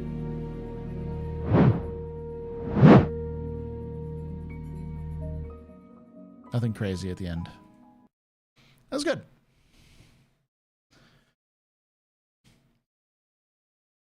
Two size 5s might actually keep up with the power creep.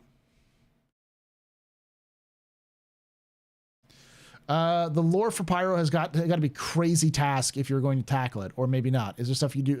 Is there stuff for you to work from? Yes, yes, there is. The video is going to be long.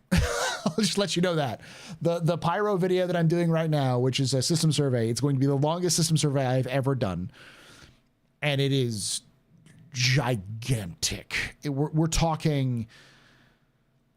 Based off of my initial estimates, I've started writing it, but I've not finished writing it. Based on initial estimates, it's probably going to be 30 to 40 minutes long. The Pyro system has its own lore, like its own overview lore. The Citizens for Prosperity have their own overview lore. The Headhunters have their own overview lore. The Fire Rats have their own overview lore. Xenothreat has its own overview lore. Rough and Ready has its own overview lore. I'm trying to think what else has it. There's also the story of the prophet of Pyro. There's the fall of Pyrotechnic Amalgamated, the different planets to talk about. Yeah, the Overlords, which aren't in game yet, but are going to be mentioned eventually.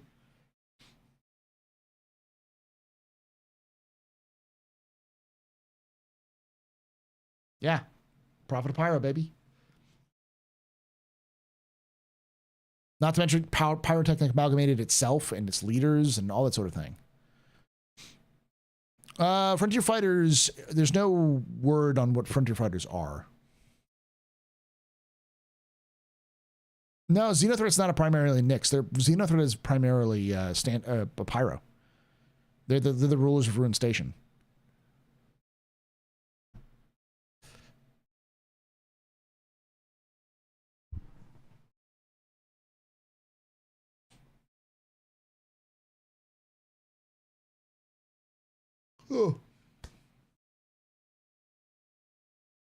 Oh, weird they didn't mention him as one of the gangs. They're not one of the factions.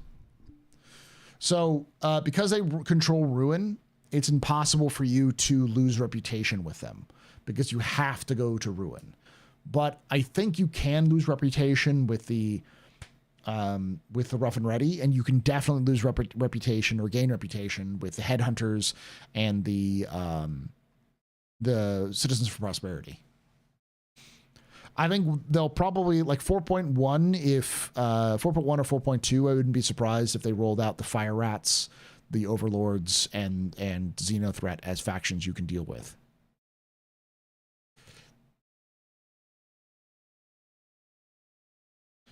You can't build rep with them. Well, which makes sense. Who wants to ally with xenophobes?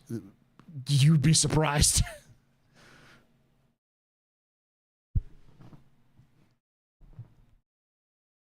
All right, I'm going to go get something real quick, and I'll be right back, chat. Don't go anywhere.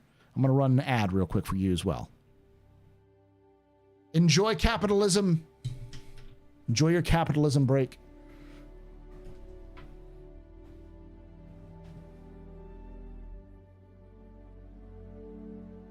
Two words. Distress bacon. Good news, everyone! Genesis? Drugs.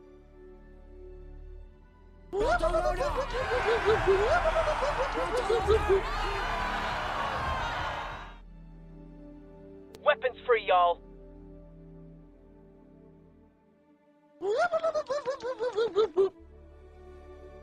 Mission complete. I love democracy. Burrito I eat. There you go.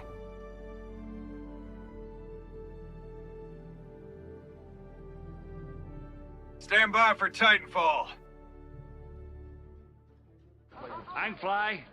I'm Pilot. Good news, everyone!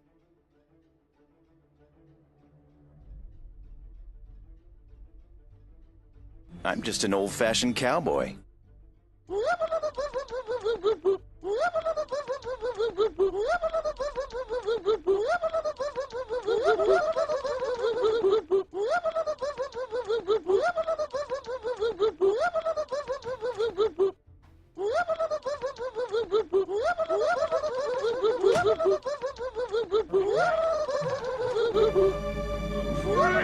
Stand by for Pyro talk shit about the Nine Tails, they might.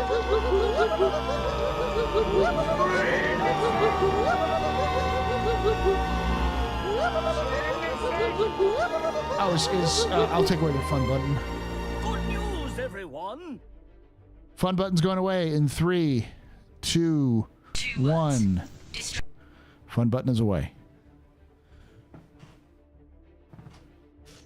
I like how they gave the Nine Tails personally with the cool armor and stuff. I hope they do the rest of the treatment. That's the idea.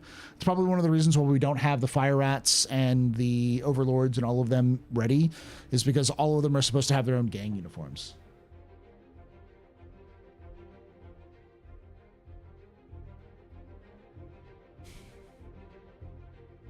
Reject capitalism, return to barter.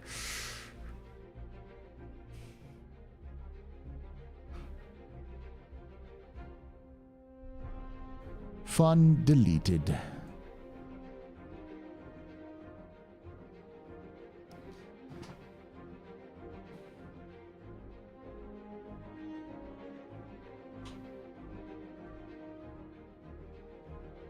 Reject capitalism, comrade.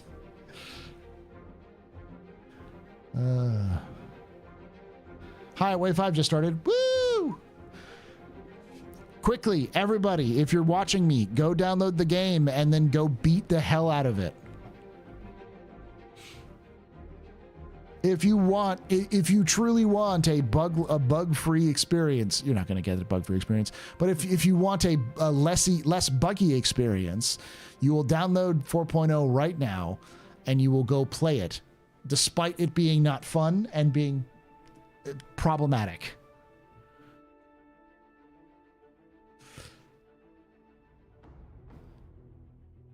No, Wave 5 is the last wave. They added Wave 4 and 5 in the kind of changes over they did earlier this year. So Wave 1 is like Evocati and early testers, as well as subscribers. Wave 2 is big shots, like super big shots for donators, but also early testers. Wave 3 is like, I think concierge. It's like a if you reach concierge levels, that are Wave 4. Wave 4 is basically if you're active in the game, you have Wave 4, and Wave 5 is literally anybody with an account. They're not releasing tomorrow. They're gonna probably do a soak test. They're gonna see what breaks right now, and they're gonna do a soak test over the course of the weekend. Do you think we'll see a return of the Nova Riders, and in which system? Yes and yes. Nova Riders are going to be the generic shipjackers, would be my guess. They could probably replace the term shipjacker with Nova Rider as a faction, because Nova Riders are sort of a universal faction. The Nova Riders were the first pirates, and the name Nova Rider has been adopted by various gangs over the course of like 600 years. Nova Riders have been busted up and captured, and then a new gang rises up and takes the name of the Nova Riders. So they're sort of like a Spartacus, you know? They'll never die. The Nova Riders will always be there. Are they writing stuff for all this? Yeah. Yeah, they are. There's an entire pirate radio station run by a pirate named Jester who talks about pirate history. That's how I know about the Nova Riders, is because it was in one of Jester's broadcasts.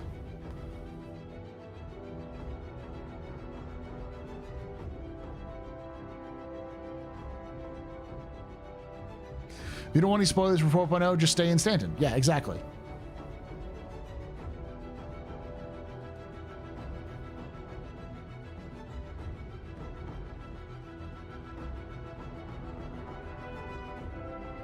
Yeah, they were not that mutineers, but they were anti-unificationists.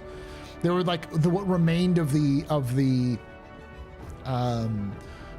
rebels that were fighting against the UNE, them and others. But yeah, they were some of the first ones. They were also some of the first ones to actually pirate in system, so in situ. So pirates before Nova Riders would just wait at a station. So when a ship docked, they would go to the location where the ship was docked, and then mug the ship's owners and take their shit at the docks and then run away. And so the Nova Riders were the first ones to, using very primitive, crude weapons and ships, to ambush a ship in flight and knock it out and steal stuff from it.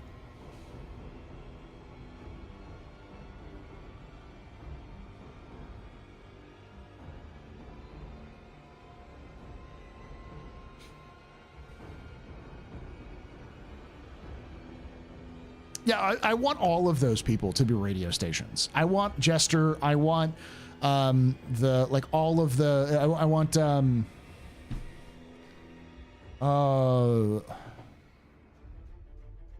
forget what his name is called. Anyways, I want the plain truth. I want sure shot. I want crossfire, or that's not crossfire, but it's basically crossfire. All of the radio stations we have like transcripts for, I want those in game. Is there any difference from ePTU all backers and PTU? No difference. It's the same thing. The reason why it's an ePTU is because the PTU was taken when 4.0 went into PTU. ePTU just means extended PTU. So they only pull out an ePTU when they already have a PTU in game.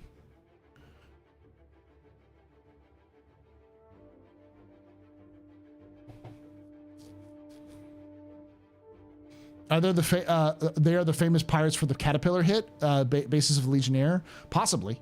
I don't remember if they were if Nova Riders were the ones there. I think they were a different group, a different gang.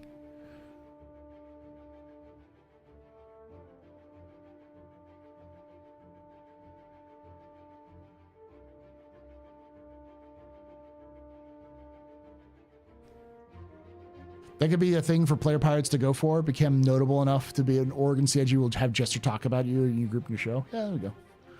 Paul, can you go into the lore of why there are no robots or droids in Star Citizen? Oh, that's very interesting. Yeah, that's a good one. I heard that's because AI is banned. Shouldn't aliens use droids at least, though? So, here's the thing. The artificial intelligence in Star Citizen, is fundamentally flawed. Every time we have heard anything about AI, human or alien, it has gone crazy and killed its owners. So, for instance, the Xi'an may have artificial intelligence, but it's my theory that one of the big reasons why they don't have artificial intelligence is because they're fighting a war against an artificial intelligence construct. What they've called the Spirit Wars, and what we know that they're called the Kurthok. So the Kurthok are this ancient enemy of the Xi'an that has existed for thousands of years. And we know that one of the main ideas behind the Kurthok is that they have faster than light communications. They're able, probably through interspace, able to communicate through effectively quantum tunneling, through quantum spooky action at distance, quantum entanglement, are able to communicate instantaneously across vast distances. And it's my belief that the name Spirit Wars and that ability is because they're an artificial intelligence race.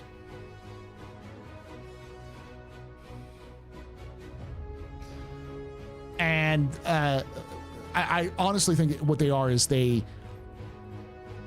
ran into them, fucked with them, and they fought back. So, as a result, that may be the reason why, but we don't know if any aliens have artificial intelligence, because every time humanity has developed artificial intelligence, sentient, like advanced artificial intelligence, human grade, human level artificial intelligence, it has fucked everything. I mean everything.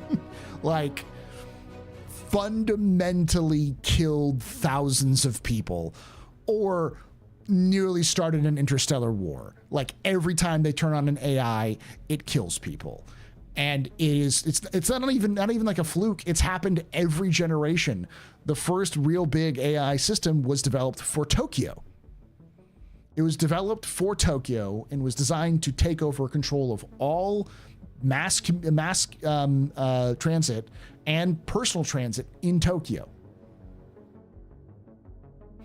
They gave control of one of the biggest cities on the planet access to every vehicle, every train, every bus, to an artificial intelligence to manage the system to make it faster.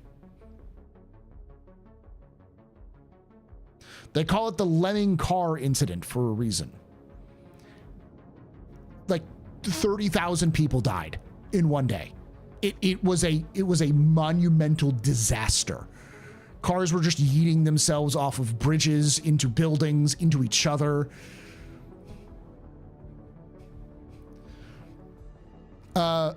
And then we thought, okay, we've got this handled. We've got this better. And so when we were terraforming Mars, we installed an AI to speed up the process. And at the last minute, right before everything happened, the AI did an Uno reverse card and killed everyone. 5,000 people on Mars died. Billions of dollars just flushed down the toilet.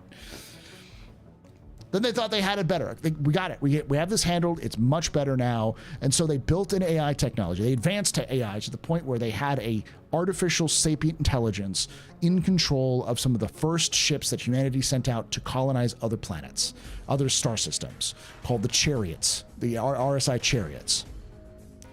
And I think his name was Juno or Artemis. I think it was Artemis. Artemis was the name of the program. And they sealed humans. All of the colonists were put into suspended animation, and they fired these ships off with using quantum drives only. This is before they had jump drives. They knew about jump points. They fired them off to these nearest star systems. And the most famous one stopped talking after it left the solar system, and it was completely gone. And because of this like generation of like distrust built up with AI, they basically said it was the AI. And it was this absolutely monumental attempt at creating the future for humanity that effectively destroyed all hope for AI development.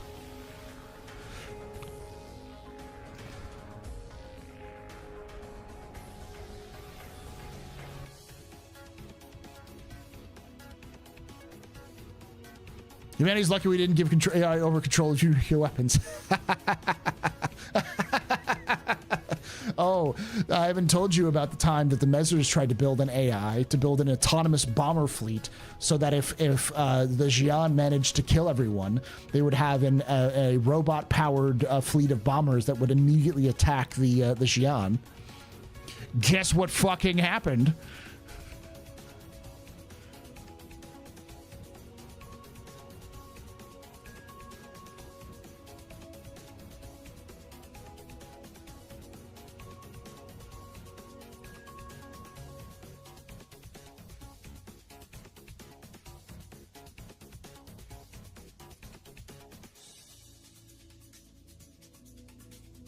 The Bezos tried to make a dead hand and it backfired spectacularly.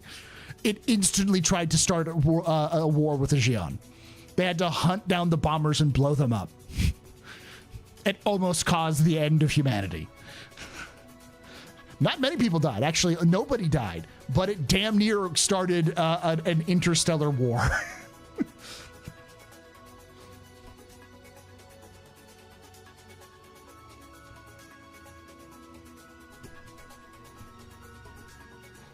Full Dr. Strangelove shenanigans? Yup. So, yeah,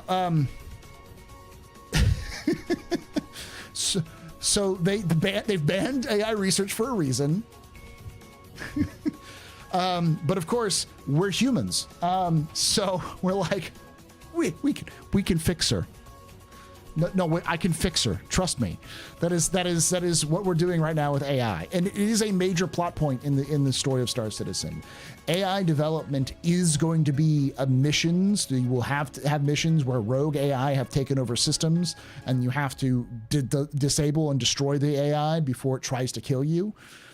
They've said that was a mission idea they had, so it's going to be part of the plot somewhere in Star Citizen where AI is going to go crazy and try to kill people.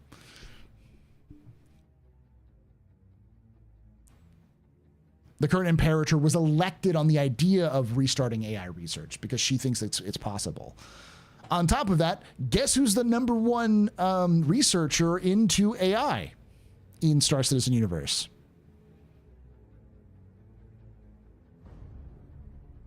It's not who you think, by the way. It's a company we have in game right now.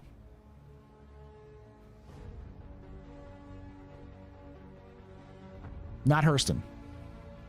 Not Microtech. Not Silas. We're just Kruger. ArcCorp.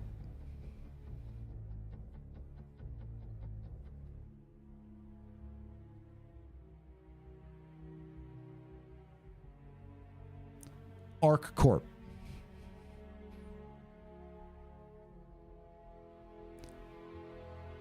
Arc Corp has a division that's working on AI research at Area 18.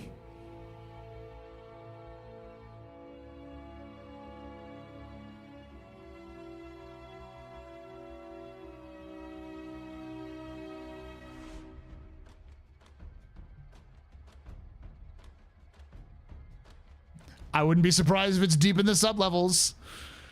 They've been setting that thread up for years. It's one of the first things we learned about with AI in Star Citizen universe was that Area 18, that ArcCorp was starting up research at Area 18. So it's clear that CIG's had this idea for a long time. So I wouldn't be surprised if we're getting a little bit of Necromunda in our Star Citizen, having a little bit of AI run amok in the underlevels.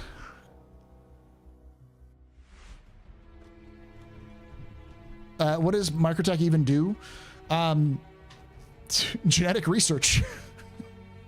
No, they do a lot of computing, a lot of the Moby-Glass, and like they're like a hardware researcher, not a software.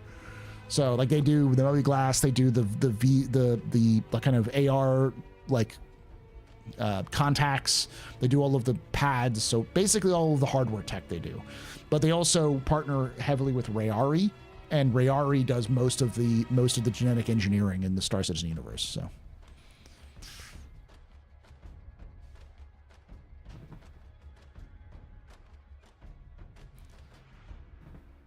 everyone is distracted, hating the Hurston family. In reality, we're just going to have sectors of ArcCorp planet where we have outbreaks of bots. Imagine a rogue AI hiding away in the cleaning equipment. Miss Grazer is a boss fight. I mean. Listen, because CIG is rule of cool, this is what I can see. I see that the depths, the underlevels, are going to be controlled by an AI, and you're being paid for by the AI to go do things. Oh, my camera died. Oh, I'm back. Or there'll be some sort of mission in there dealing with the AI, maybe to stop a rogue AI. And the boss battle is going to be the AI controlling a Titan suit. Wait for it. A Titan suit boss battle in a small closed off area where you have to fight a Titan suit controlled by an artificial intelligence. Just one, probably multiples. Probably some just like experimental suit that's like, fuck you.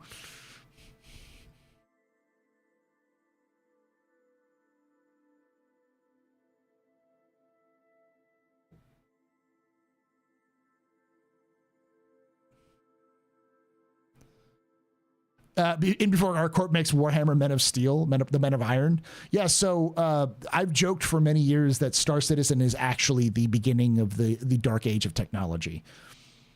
That the Star Citizen is actually in the Warhammer 40k universe. Because there's so many things that line up with each other, partially because Chris Roberts had a couple of requests, but also I wouldn't be surprised that since a lot of the developers of Star Citizen are fans of 40k,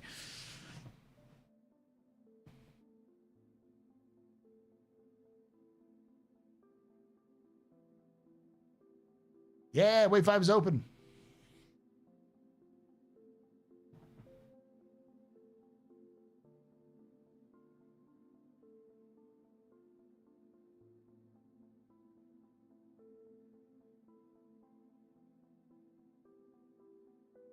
Dang, they're really going to push this thing out.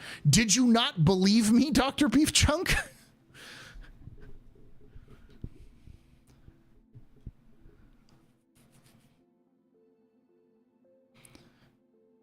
Star Citizen is not 40k enough without a thunder hammer and a chainsword. They made a bunch of melee weapons and melee material, like melee animations and stuff for Squadron 42.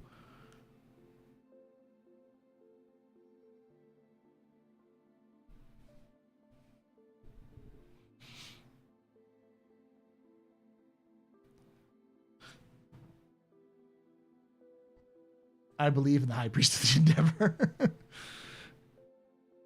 They have the plasma spear, yeah. I've been a backer for a long time. I've learned to temper my expectations. Dr. Beef Chunk, I will say this. 4.0 is going to be an absolute disaster. The initial release of 4.0 will be probably unplayable.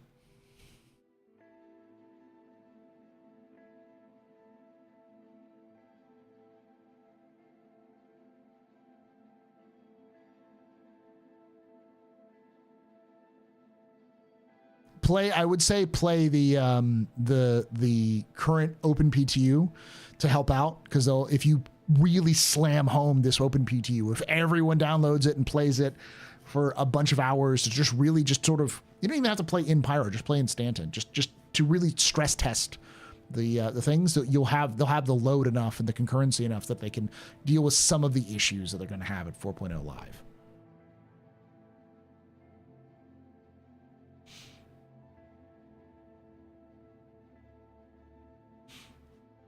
But if you're not able to do so, then I would say wait at least for 1 or 2 hot fixes before trying to play Star Citizen 4.0.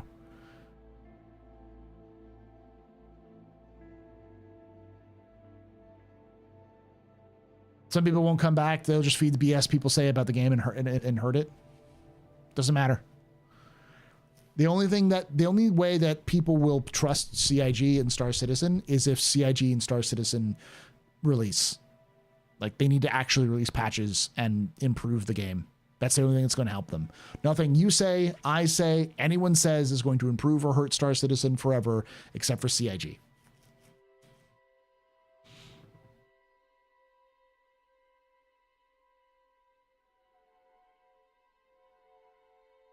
I wish CIG would pay a bit of mind to Burks' Spectrum thread. Is that the you only have one attention, one chance to make an impression? You were missed it earlier, the Anacron, but I actually fundamentally disagree with that mentality. Live by Monday or Tuesday? I think they're shooting for Tuesday or Wednesday.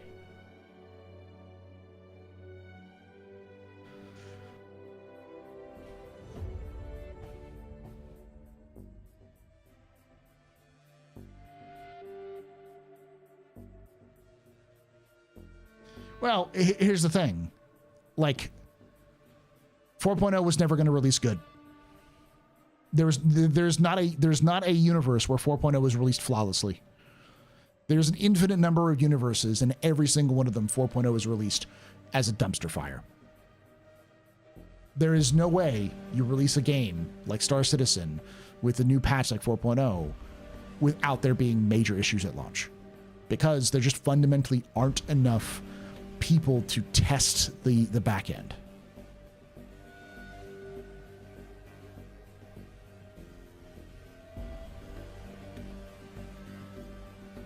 There's just it's not the patch that's going to save everyone. It is going to be bad, but it will. The thing that's important is not will it release bad. The thing that's important is how quickly can CIG fix it.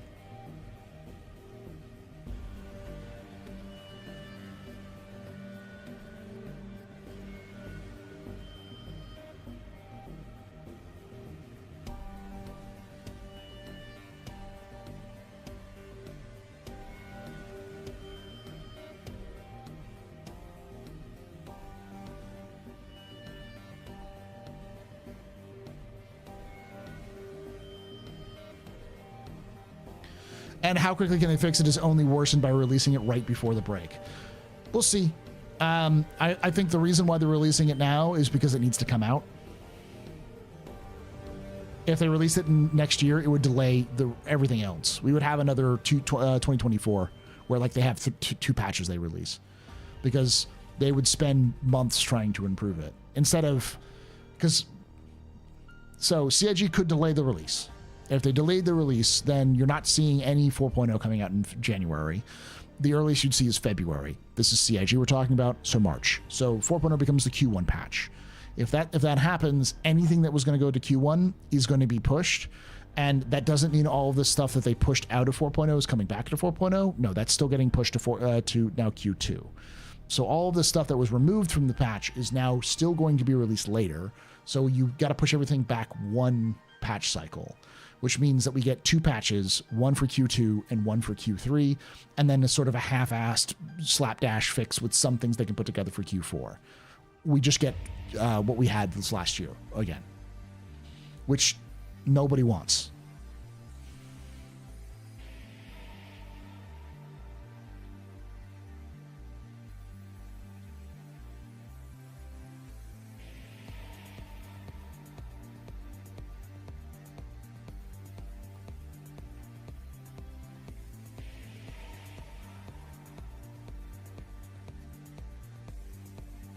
there's almost certainly going to be people who hotfix over the holidays.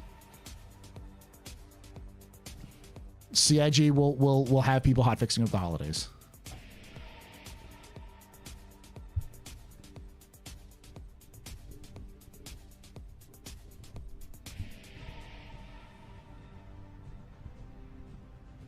Uh, 4.0 Wave 4 was very enjoyable to play and generally functional. No more bugs than any other patch release. I will say that as well. Generally speaking, the issues seem to be more live issues you have in live. So they're more extreme because there's more stress being put on it, but it's not stuff that we haven't seen in live before.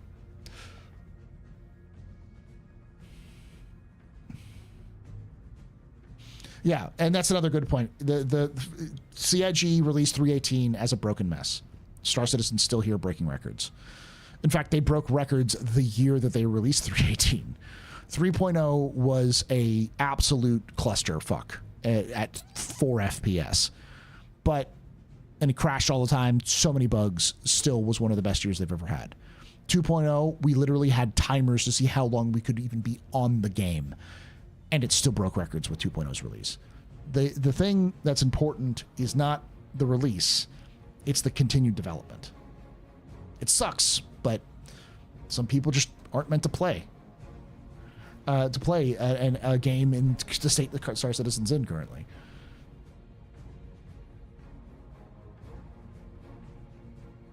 But we'll see stuff fixed. Probably if they release it next week, they probably will. Like I said, probably Tuesday or Wednesday. My guess is they're shooting for. Then they'll release it, and whatever breaks, they'll try to fix it on a hotfix within a day or two before they go live or before they leave.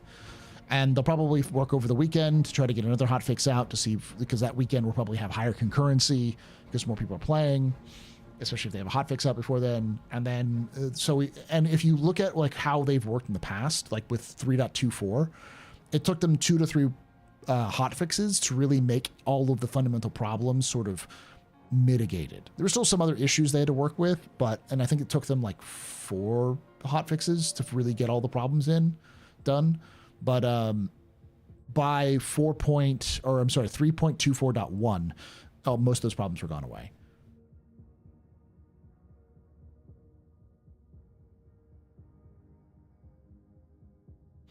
Ooh.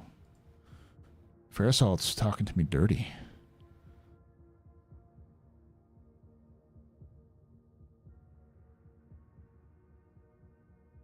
Fuck.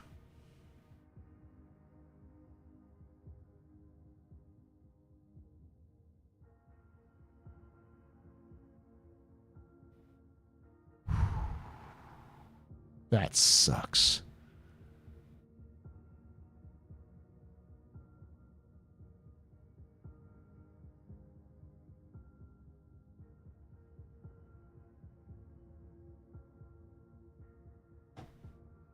Thank you for letting me know the Parasol. It's okay. I'm not going to talk about it because it's something very personal for somebody. It's nothing to do with Star Citizen. It has nothing to do with me personally or Parasol personally. It's somebody else, and they need space right now. Let's just say that. That's all it was.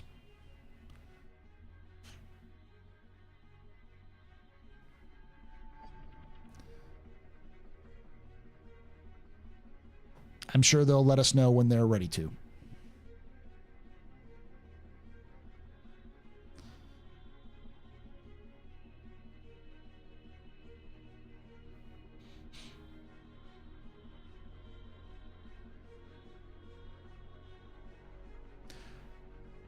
Anyways, we're all like, for first time meme? Yeah. The Star Citizen will survive.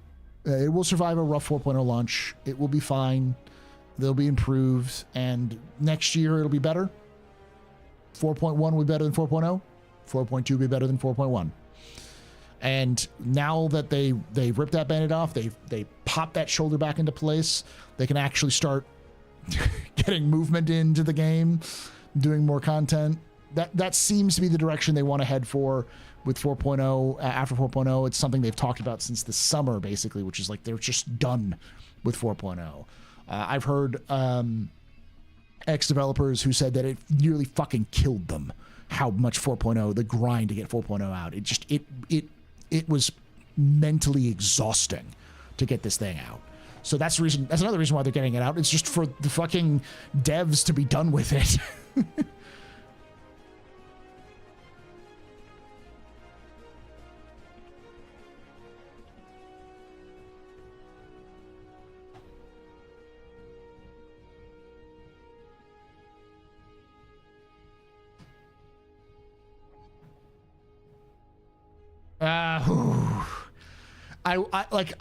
I never suggest Star Citizen to new people. If someone comes in and asks me about Star Citizen, I usually say don't buy it. Like if someone says I'm interested in Star Citizen, my response will be if you're interested in Star Citizen, then don't buy it right now because it's not in a good state.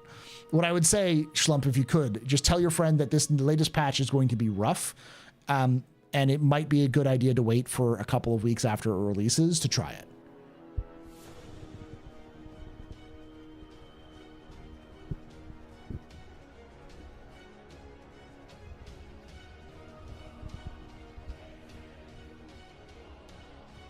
So I'll talk about it and how great it is, but I'll say make sure it's great for me.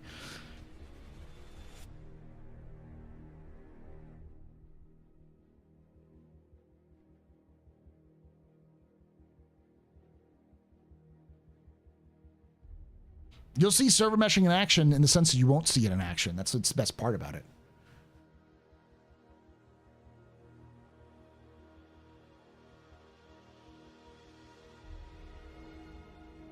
So he played Free Flight, so he kind of knows that. You know, that's okay.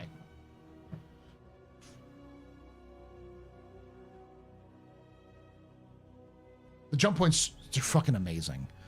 The jump points it feels so good.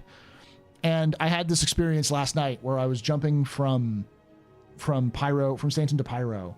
And as I came out of as I was going into the jump point, there were ships coming out of the jump point and others that were arriving behind me, kind of coming around from the sides.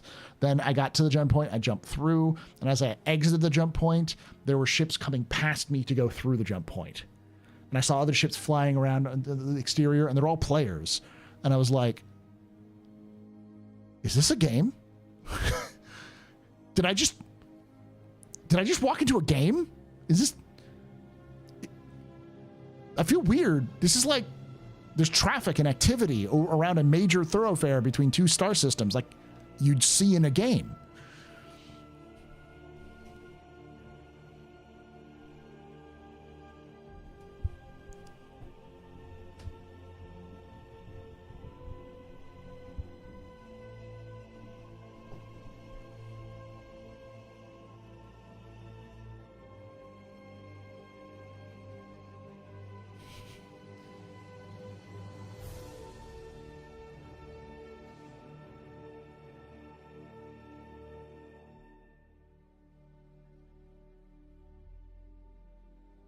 Is spawning in the hangar staying or is it temporary? I think it's temporary right now, but they may keep it in if people like it. My pedals from Logitech arrived today. They go. They'll set up with my dual thrustmaster setup. Nice.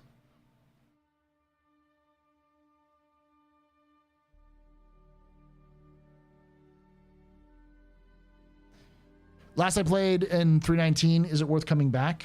So you haven't played in a year, Dr. Nick? 319 came out in like June of 2023. 4.0 is probably going to be a 318 release in the sense that it is going to be rough. I would say after the initial release, I would try it. They have a hotfix system now that actually works pretty well. So maybe towards the end of this year, like the last week of December, first week of January. It's worth at least trying. I think they said it's not temp. Nice. Life, my friend. Okay. I didn't know if it was something else because I've heard of lots of folks who come in like I haven't played since last time I played was when they added they added Crusader, and I'm like, 2020? They're like, hey, anything new happened since 2020? Like, yes, a lot of things have happened.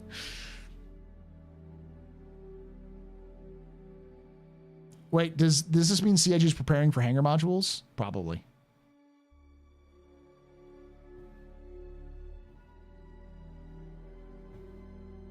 I mean, the thing is that spawning in Star Citizen, when you initially spawn, should always take you to your hangar, in my opinion, because your initial spawn should actually be a tutorial.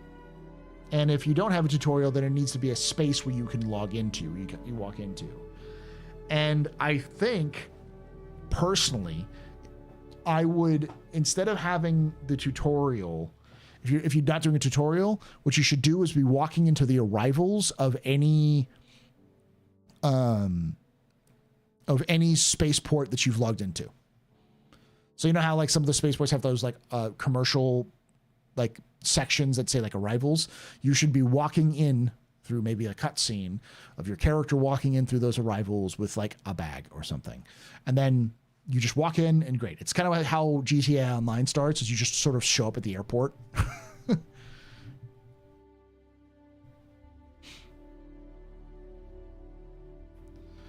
But the HAB doesn't make any sense because that HAB's going to go away. The HAB's apartments that we have right now are all there as sort of a temporary measure, because they're eventually going to be apartments that you own in game, so you can store things and sleep there and that kind of stuff.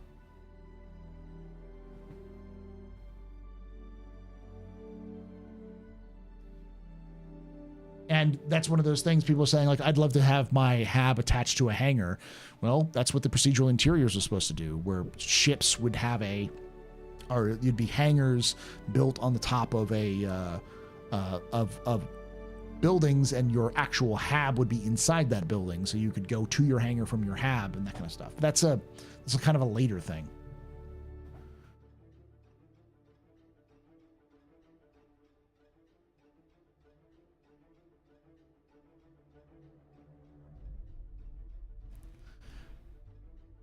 I'll on it.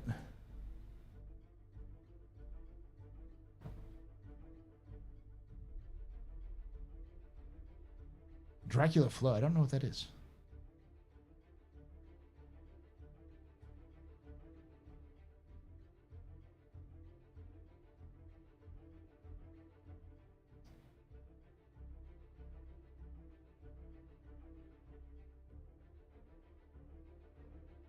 Step one for Ivan Star Citizen: get a coffee.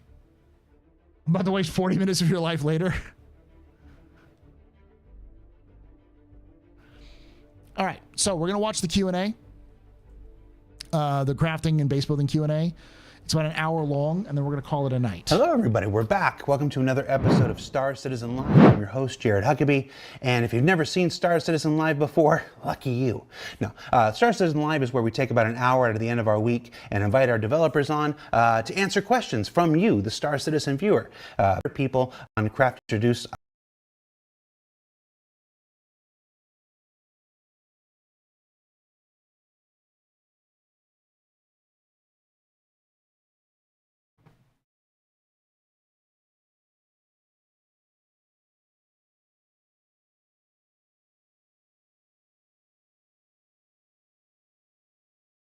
Game, please.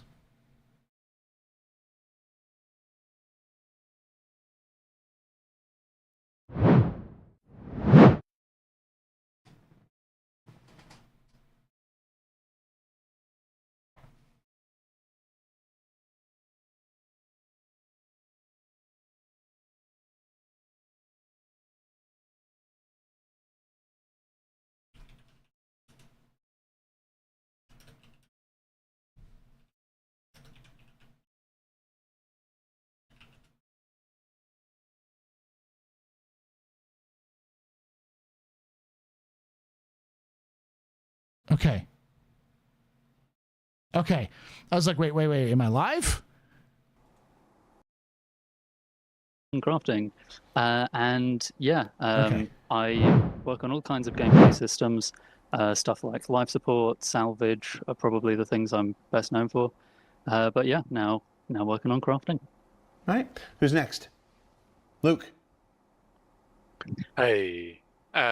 So, my name is Luc Gijsbertsen. I'm the lead environment artist on the EU locations team, and we are responsible for building the beautiful worlds that the beautiful gameplay systems from the other guys are you can play in. Okay. And Declan? Hello. Yeah, my name's Deck. I'm a system designer on base building and crafting. And Torsten? Hi, I'm Torsten, lead systems designer for the core pillar gameplay system design team. I love Torsten. Torsten is my spirit animal. The amount of times, but the thing that made me love Torsten was when Jared said something to the effect of, "We people deride us and say we're Beam Citizen. What do you say to them?" And his response was, "They're right." Like, not even like mad about it, just like, yeah, of course we're Beam Citizen. What the fuck are you talking about? And part of it was him joking, but a part of him was just like, yes, go off, my man. Yes, give this man a crown because he is a king. Recognize Beam Citizen for life. And what's that do? Basically, that is pillars, clearly. It's no, it's the now we have the overarching system design team that is responsible for Squadron and Star Citizen system design team, or system designs, and yeah. Listen, everyone's favorite dev is the Hydro homie. Okay, everyone loves the Hydro homie.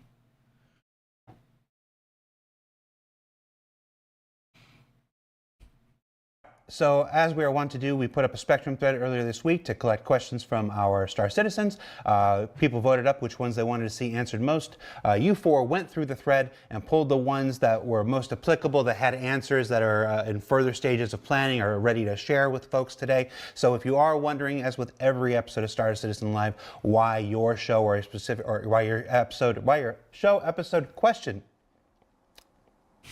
why your question wasn't picked or whatnot, it's simply because we focus on the questions that have answers that are a little further along in the development cycle and stuff like this. It's because we want to make sure that the information we give you is as accurate and correct as possible, even though we all know the only constant in game development is change. So with that, we're going to jump right in. You picked a big one to start. How long did this players stay on sale? I think forever. Us off with, so we'll just jump right into it. What can player bases be used for? How will base building integrate with other gameplay features such as mining and trading?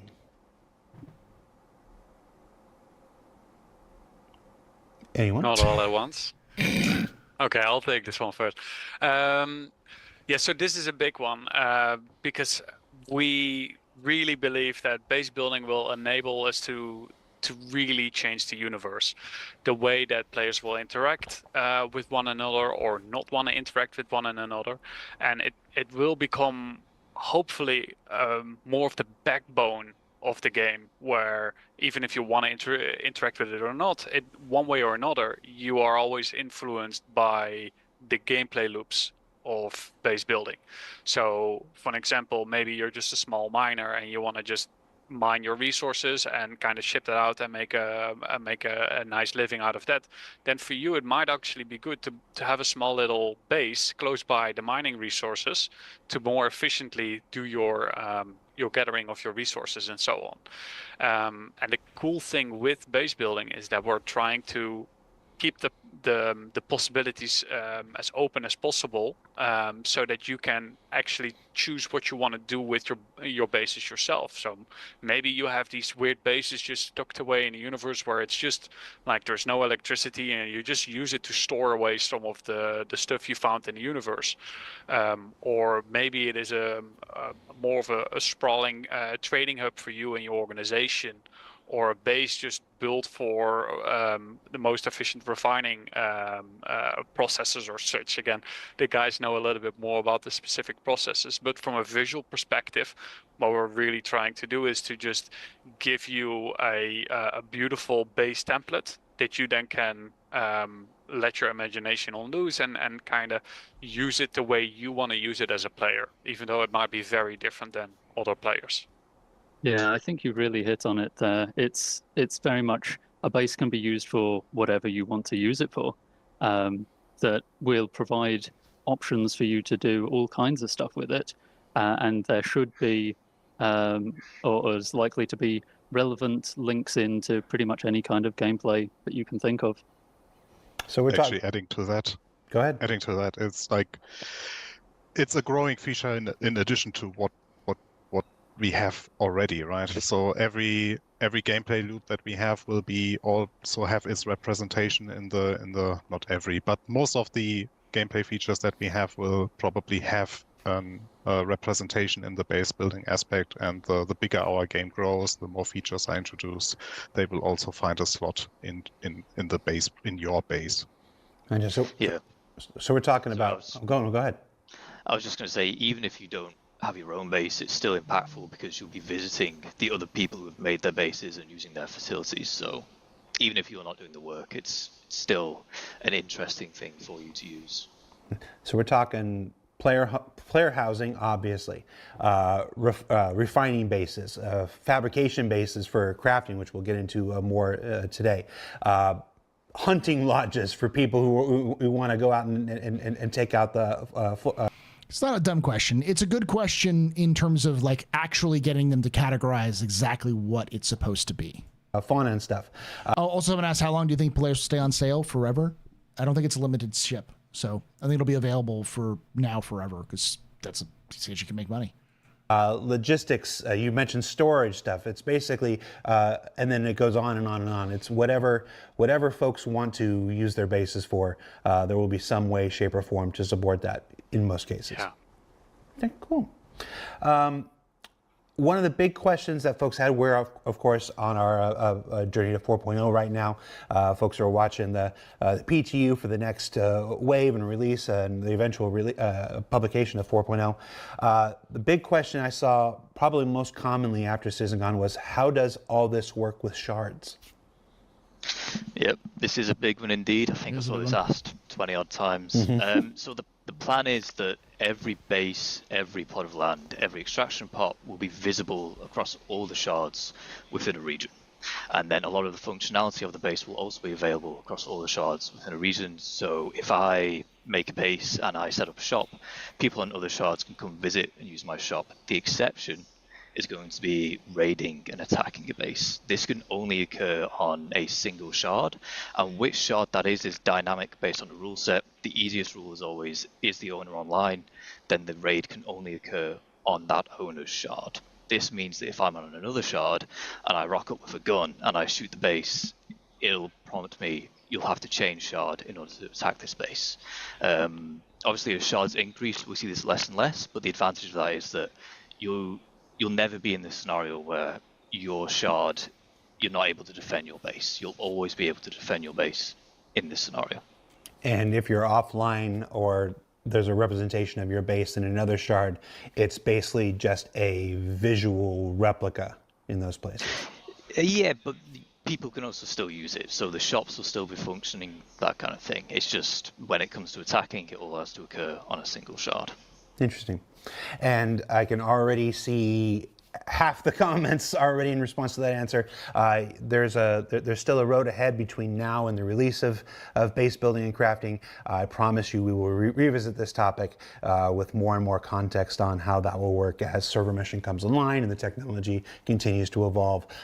As with everything, there's a plan today. As the technology progresses, that may change or evolve over time, but that's the current implementation that we're working towards, and you can guarantee we'll be talking about it again between now and the release.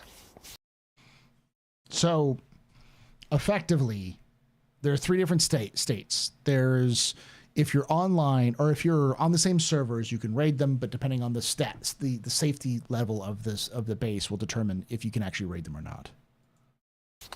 What will this look like in? Well, so this is just a follow-up. So how will this look like in terms of offline raiding and base defenses? Is there any aspect of this? If I just don't log in, is my stuff just always safe? Is there some decay timer? Is there some danger? How do you get rid of old decrepit bases that are just abandoned? Yeah, so if you are in the scenario where your base is in a lawless area and you haven't secured the planetary shield tech from the previous week's station warfare, then you are open to be raided whether you're online or offline. You can create your own defenses to deter that. You will be able to create your own shielding, which forces them into a ground assault, walls to delay the ground assault, turrets and such. And then it could be the case where they're raiding the base and they don't actually know what's available to loot. They don't know what's in your storage. So it would be wise to occasionally take your valuables out of the lawless area and haul them back to a more safer spot like Terra or Stanton. But if you find yourself open like that, you can be raided. Okay. I like how these first questions are all about how do I destroy and pillage other people's bases. Not about how do I live my life in these bases. How do these bases make my life better and more enjoyable? The first questions right off the bat are, how do I take it away from somebody else? It's great. We spent so much love and work in order to make the most beautiful bases, and now we're talking all about just getting rid of it. Great. And that's, of course, like I said, the lawless systems like Pyro and stuff. Now, we did introduce, and you just mentioned the idea of planetary shields. What's our current plan for how those will work in high security systems versus low security systems? Yeah, so the plan is with planetary shield tech that if you have it, your base is immune to attack, your stuff cannot be stolen, and there's actually 2 layers of shielding going on here. You have a air shield, which prevents bombardments, and then you also have, basically it hugs the building, so even if you go through the shield with a tank and try and shoot the building directly, it still won't take damage. So you're very, very, very safe when it comes to planetary shield tech. Okay. And that's the same for if I build it out in the fields of Hurston, or if I put it on somewhere in Pyro and I have the credits to maintain the shield. Correct. Yep. Gotcha. Okay. Will mining extractors and other processors automatically eject boxes, allowing anyone to just tractor them away, or will we have to eject them by hand? All right, I'll take this one. But there's a few things here. So there's lots of different crafting machines that do their processes a little differently, but most of them will have an internal buffer that lets them hold the results of their process until you're ready to pick them up. That being said, you can also have them directly put stuff in boxes as soon as it's ready. But if you're worried about people nicking it, you don't need to be so concerned because they'll be subject to the same sort of permissions as anything else in your base. So that's like, the mag lock that stops people stealing your chair will also stop them stealing your cargo boxes. Unless they have permission to move them, they'll be mag locked to the output grid. And we'll get into the mag locks here in a little bit. Yeah. There's going to be some machines that will be able to send their crafting results directly to your location storage, whether that be your hangar or a freight elevator or something. So there'll be options. Right. There was a mention, it says kind of like an underground transit system and stuff that allows certain buildings to connect with other buildings. Underground, even if you don't see them connected above ground. Yeah. Meaning digital, not faked. Moving things underground, Yeah, that's another thing. It's interesting to see, because, like, how can you raid a base if everything is invulnerable to be stolen? Like, if you can't steal anything from the base, why would you raid it in the first place? So, like, how can you maglock things? How can you unmaglock things would be my question. Maybe you have to claim the base? Like, having a base. So in other games, you have, like, a flag or some sort of main point where you can control, which will then control that region or that base. Hacking, maybe.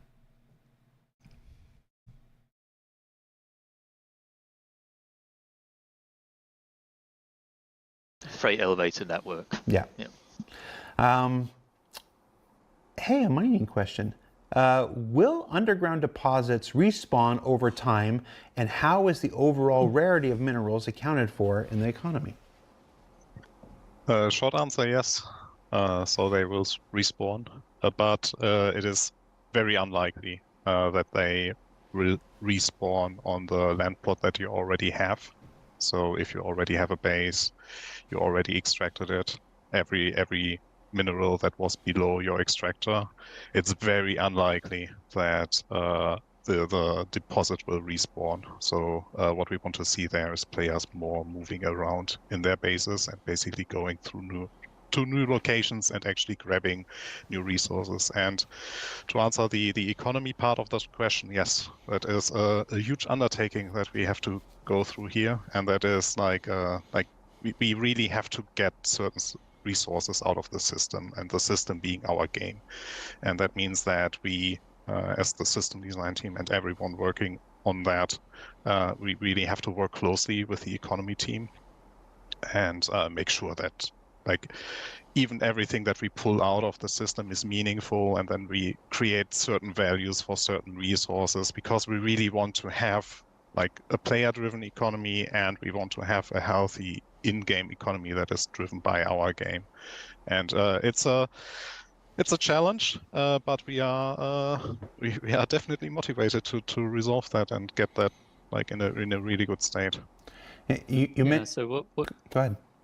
What you're talking about there is the concept of resource sources and sinks, because having your extractor on your base is a source of resources until it's depleted, but then we need to make sure that there's also sinks for that resource in various gameplay loops, so that you don't just have inflation, essentially, of just a build-up of resources you can't do anything with. So yeah, that'll be a very careful balancing act. Yeah. In Torsten's answer, you mentioned something that I think maybe not a lot of folks have considered, this idea of having multiple or mobile bases.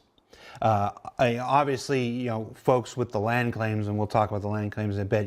You build your home. You might stake out your home. This is where I store my stuff and I decorate and all that stuff.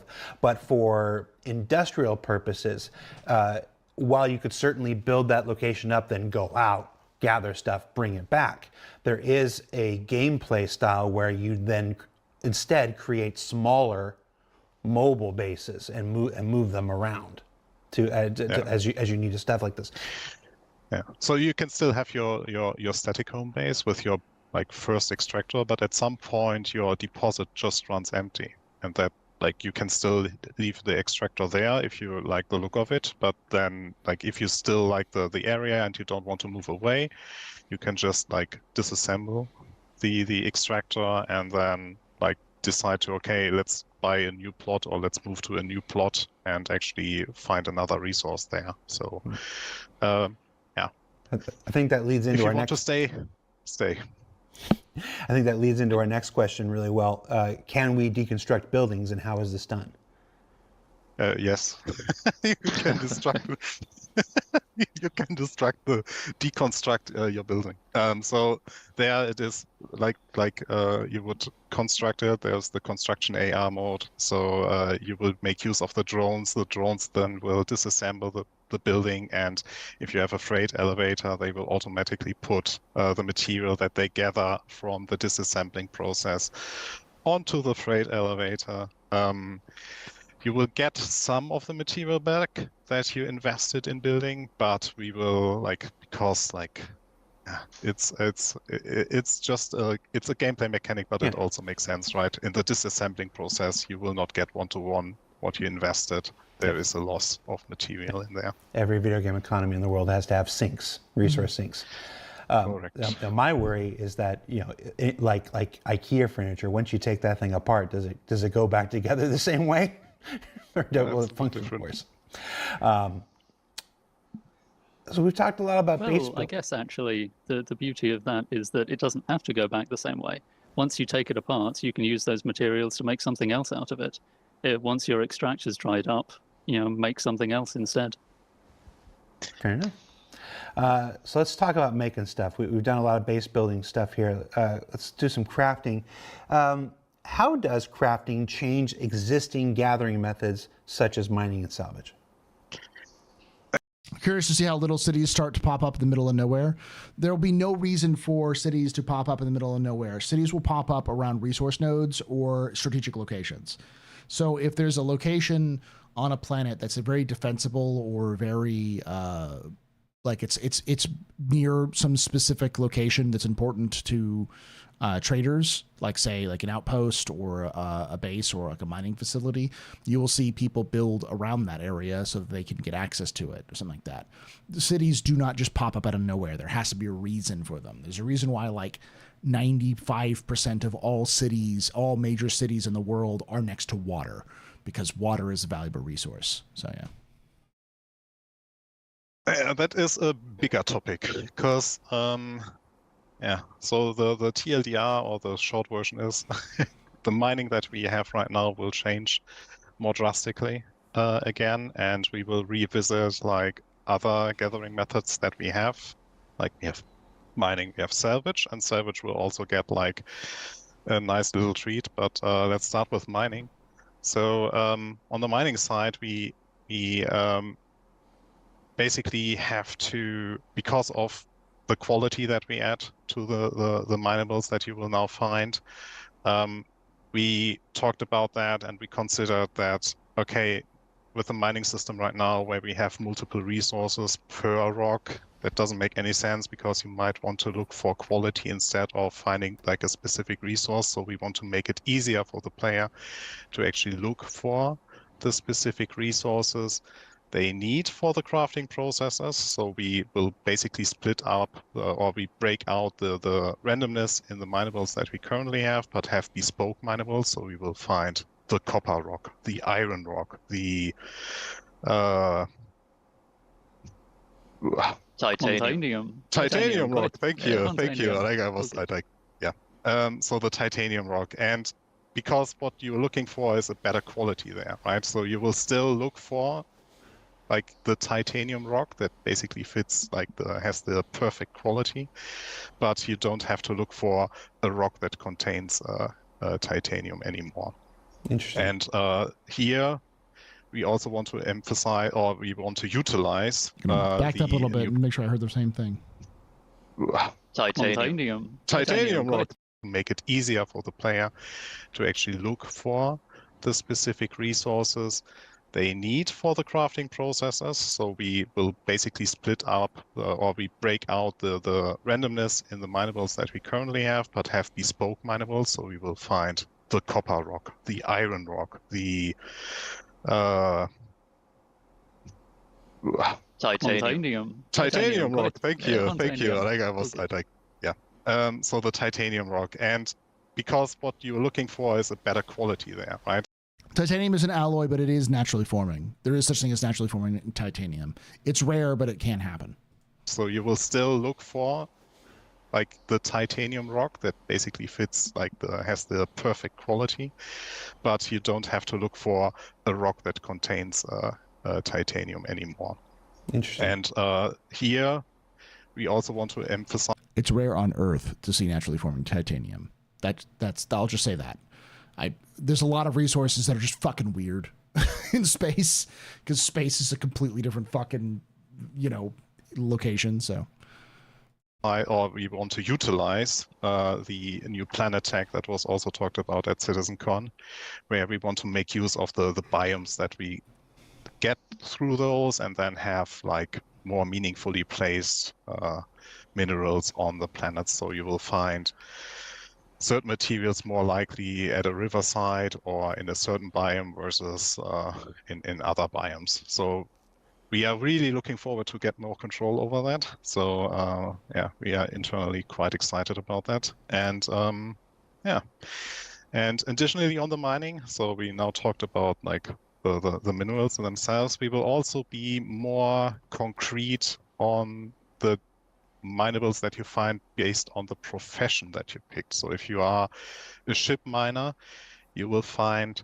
ship mining deposits. If you are an FPS miner, you will only find FPS minables. And if you are a ground vehicle miner, you will find ground vehicle resources. And if you if you want to use your ground extraction tool in your base, you will find specific materials there. So what I'm saying here is that we don't have the shared minerals anymore that we currently have between FPS and ground vehicle mining. We will have the hard cuts. So everything you will find FPS in F. Titanium is an element, not an alloy. Maybe I'm thinking of aluminum.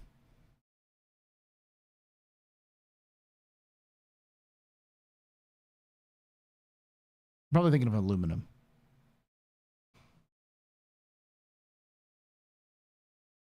I get those two mixed up a lot because they're often used for similar things. But thank you for correcting that. Titanium is an element, not an alloy. Do I own a periodic table? Do I have a periodic table in front of me right now? No. I am not a chemist. I'm a historian. They're both elements, but they're both found naturally. Interesting. In Star Citizen, titanium isn't rare on Earth. It's common, stable, commutative terrain. For higher profits, explore rare equipments like laranite and quantanium. Elite, are you an AI? Like you, the way you talk, you're just so like flow.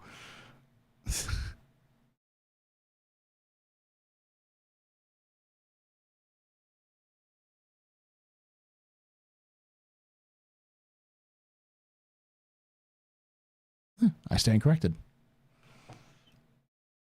I want to say that one of those elements is harder to find.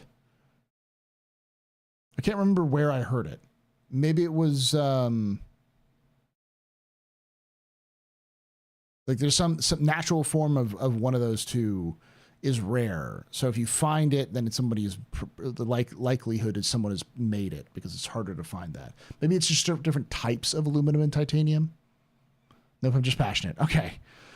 Just the way you type. I'm like, are you good? FPS mining, you will only find in FPS mining.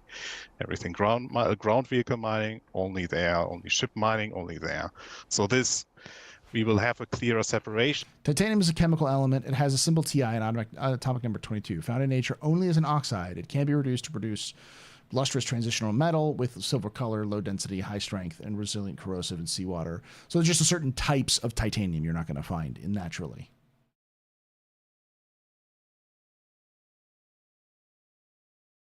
So that we can actually encourage the different gameplay loops a bit more effectively. I'm really looking forward to that it'll mean that... It's much to my father's eternal disgrace. My dad was a chemical engineer. I am not a chemist. Sorry, Paul, I'm being a jerk. No, you're right. I am, as X saying, spreading misinformation. Among the alloys found in native state have been brass, bronze, pewter, German silver, osmium, electrium, white gold, silver mercury, algumum, gold mercury, algumum. Aluminum and titanium are both relatively common elements in terms of natural occurrences, but they're both comparatively hard to extract and make use compared to something like iron, tin, and copper. Okay. How did your dad get into sales? He didn't get into sales. He got into marketing. Marketing research. That's a long story. The short version is that my dad actually was a chemical engineer because the idea of a environmental engineer didn't exist when my dad was got his degree. Like the EPA wasn't a thing when my dad got his degree. So, but he went to school to be an environmental engineer. So he did mostly environmental testing for like Clorox. Like he did a lot of the safety testing for Clorox 2. So like what it will interact with and that kind of stuff.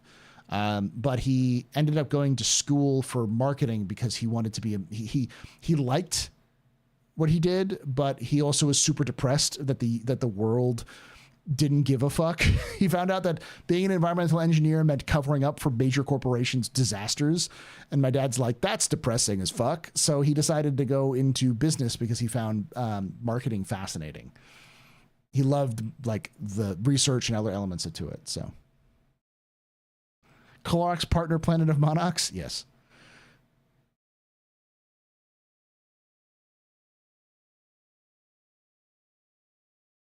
whichever kind of mine. Aluminum is very expensive to process because it takes a lot of energy to isolate. Aluminum is the most plentiful transition metal on Earth's crust. They're not types. Aluminum is aluminum. Titanium is titanium. Types would be alloys, I guess. Yeah, that's what I'm thinking about. Mining profession you choose to do, you'll have some valuable, unique materials. So I was wrong. Let's move on. Biza, you don't need to continue to beat down this. We're done. That you can only get with that profession. It's going to be a lot more different materials as well. Yeah, the amount of materials that we will have is yeah. And you can be sure, that between ISC and SCL, we'll definitely cover that in the future. I really like everything you just said, and it all sounds great. I like this idea of moving them to the biomes and making them biome specific and stuff, because while scanning will always be a part of the Star Citizen experience, and that will continue to evolve and get better.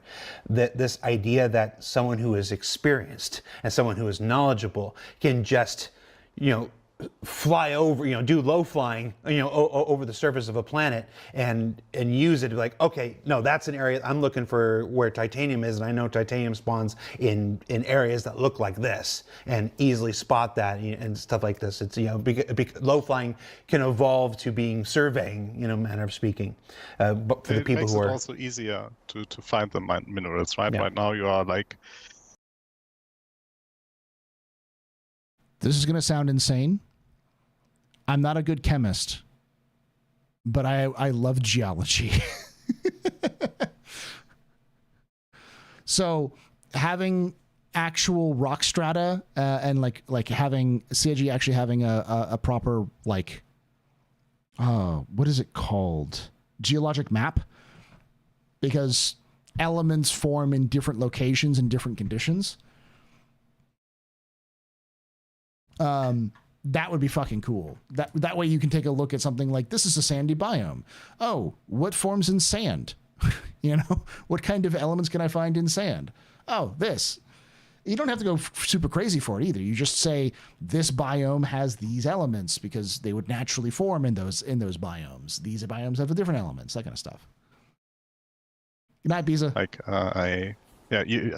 Little shout out to Red Monster, but you use like mining guides online, for example, to know exactly where you have to go to actually find what you are looking for. And with this, we want to make it more accessible, that it's logical where you find certain things, and then it's also clearer in the sense of, because it's just one thing that you will find there, right? So hopefully our goal is to make it more accessible, and not that accessible in the sense of people that are new to the game are also more attracted to the gameplay loop, but we still want to keep the expert gameplay to it. Absolutely. Yeah. Easy to learn, difficult to master. Yeah, yes. There's the thing that I mentioned at the beginning, that Salvage will get also a little revisit, and something that I'm really happy and excited to tell you is we will have some time to revisit it, and what we will do there is, I think, something that a lot of people already expected or for the initial release, and that is in regards to the construction material that you actually get from munching from structural salvage. From structural salvage. Munching. He's right. It's munching. It's not structural salvage. It's hull munching. Anything that makes the game sound far more sexual than it needs to be is the name of the fucking thing. All right? It's hull munching. Thank you. Basically the ships. You munch that hull. All right? Are made out of certain components, and once you basically gather them through that, you will have those materials, and then there will be processes to separate them, but this is something that is still being decided of what way we want to go down there. The thing I really like about this is that it ties it into the dismantle side of crafting, that if you dismantle something, you'll get back some of what it's made of. Same thing with salvage. Your ship just kind of becomes a portable dismantling fabricator thing. No, that's very cool, and you're right. That is something that's been asked for some time. This idea that if I'm looking for, if I'm trying to craft my own spacecraft, and I need hulls, I need materials, for the hull, I can go and do hull scraping and gather some of the materials that I need for that. It's thematically similar. Yeah, but as an additional note, there will be some materials that you won't get back. So like in the crafting process, right? So you will use some materials in the crafting process that are, like, let's say, volatile or in some way exclusive. So if you would then structural salvage your recently crafted vehicle, you might get some of the material not back at all. Like if, for example, bad example, but for an example, if you used antimatter in the crafting process, you won't get that back. You will just get back aluminum or copper and stuff like that. But those exclusive materials you won't get back in the reverse process of crafting. Gotcha. I'm just happy I got you to say munching again. While we're still in crafting here, will there be limited use blueprints? Yes. In short, yes. We're going to be supporting both finite use blueprints, so like you get it, you can only use it n times, and then also blueprints that have a cooldown in between uses, so you can only use it, periodically. It's just to give us some extra ways to balance and limit certain things, but we're not giving any examples of that at this point. Yeah. I was there on a Hazy server in Star Wars Galaxies when it launched, cornering the market on cracked dragon pearls and just ripping out so many items, so many weapons and stuff, so many armors, to corner the market before anybody else could catch up. So it's nice to know that there are going to be limits on some of the more interesting things. Can you trade blueprints? Yes and no. So we mentioned at SitCon that the blueprints are awarded to your character, essentially, to your character's virtual blueprint library. So if you get directly credited a blueprint from a mission or a reputation reward or something, then it's bound to your character.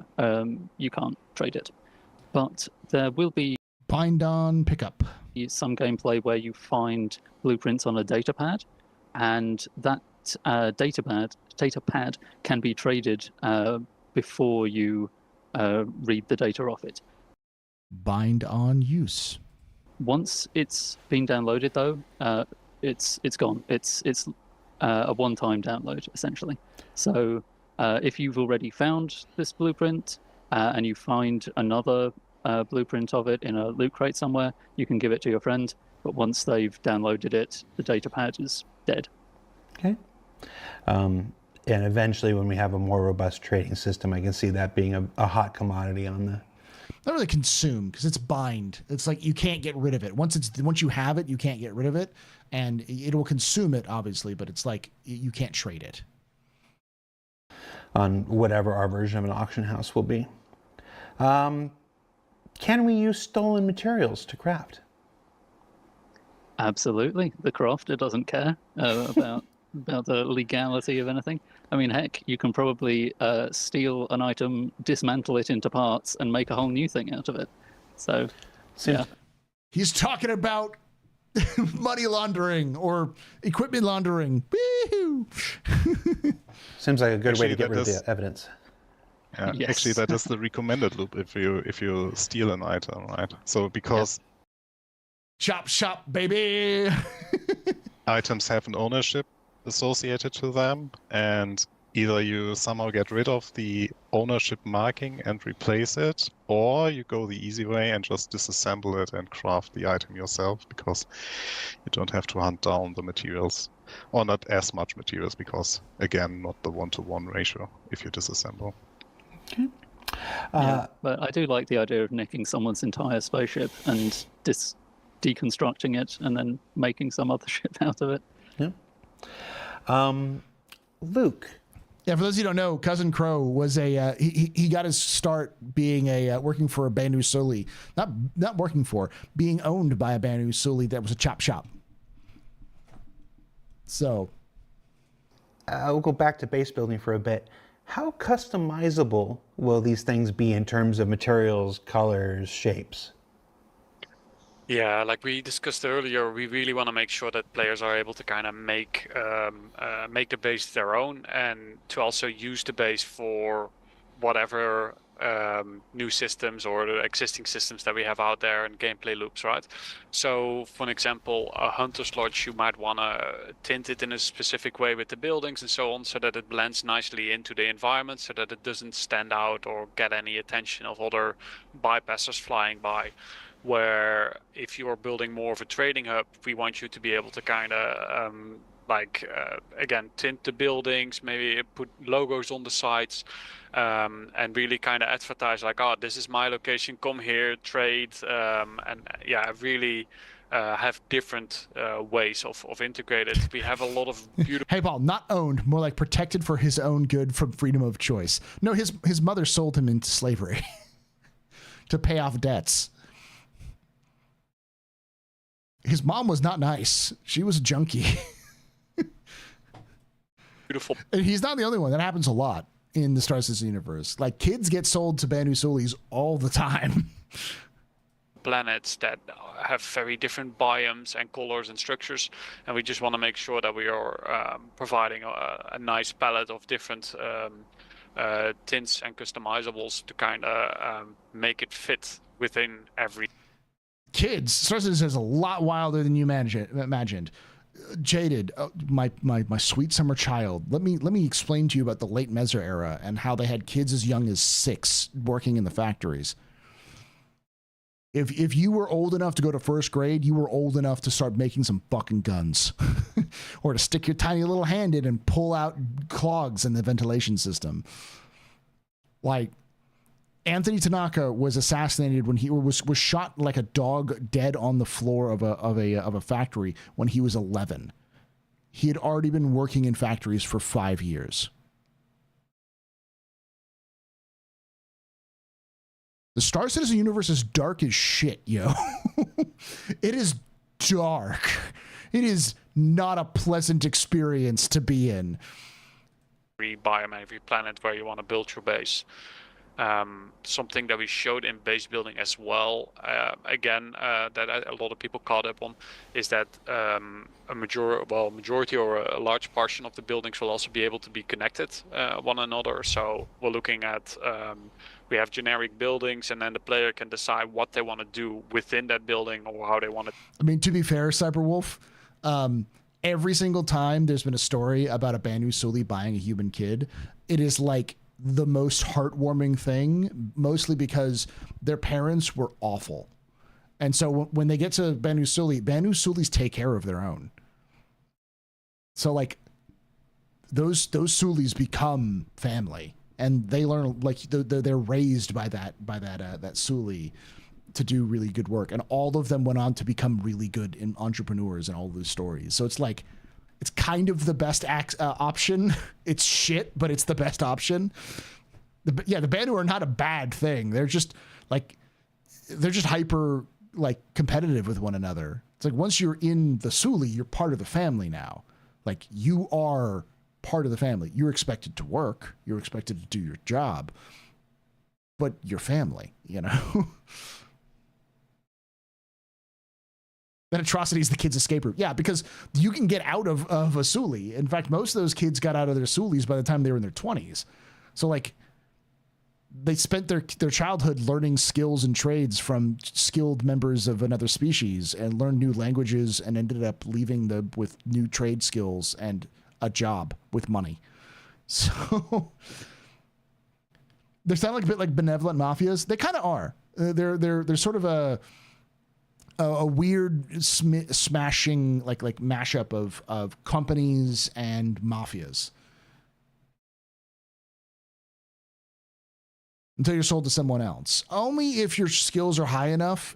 Most Sulis don't sell people like cattle, like chattel. They once you get an SO Suli values the contracts they purchase. So if you are sold to a Suli, that's because that SO Suli wants you. And a Suli only exists as long as that SO Suli is alive. So you were brought on to the Suli specifically for what you bring to the Suli. So there'd have to be a hell of a deal for your contract to be transferred to another Suli.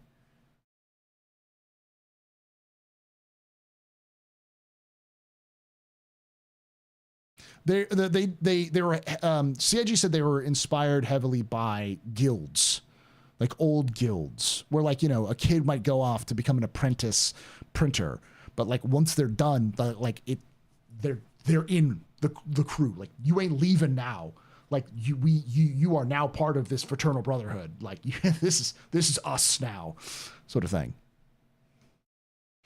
What was the benefiting the Banu Protectorate children sold as indentured Banu receive training and assessment skills? This can lead to full membership of their Sulis and opportunities. Yeah.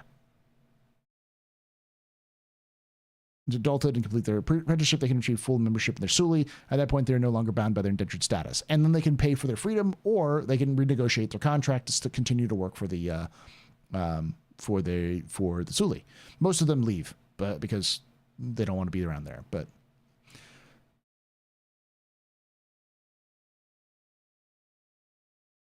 I think it was more as an aggressively idea. They can also outlive the Suli easily. Most Banu don't live beyond the age of 50. The average human lifespan is in the hundreds. So like humans live twice as long as Banu.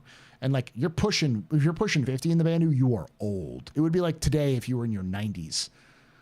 Like damn, you've lived kind of thing. Most Banu die in their 40s. Tinted, and then those can be connected to corridors and other buildings and linked together, or to a hangar, and you can build your own little infrastructure with that. Well, I think it's really we're really excited to kind of see what players are going to do with those options. And and I know this first version of base building we're talking about uses what we refer to as the high-tech aesthetic. This next question is looking way out, but we'll ask it.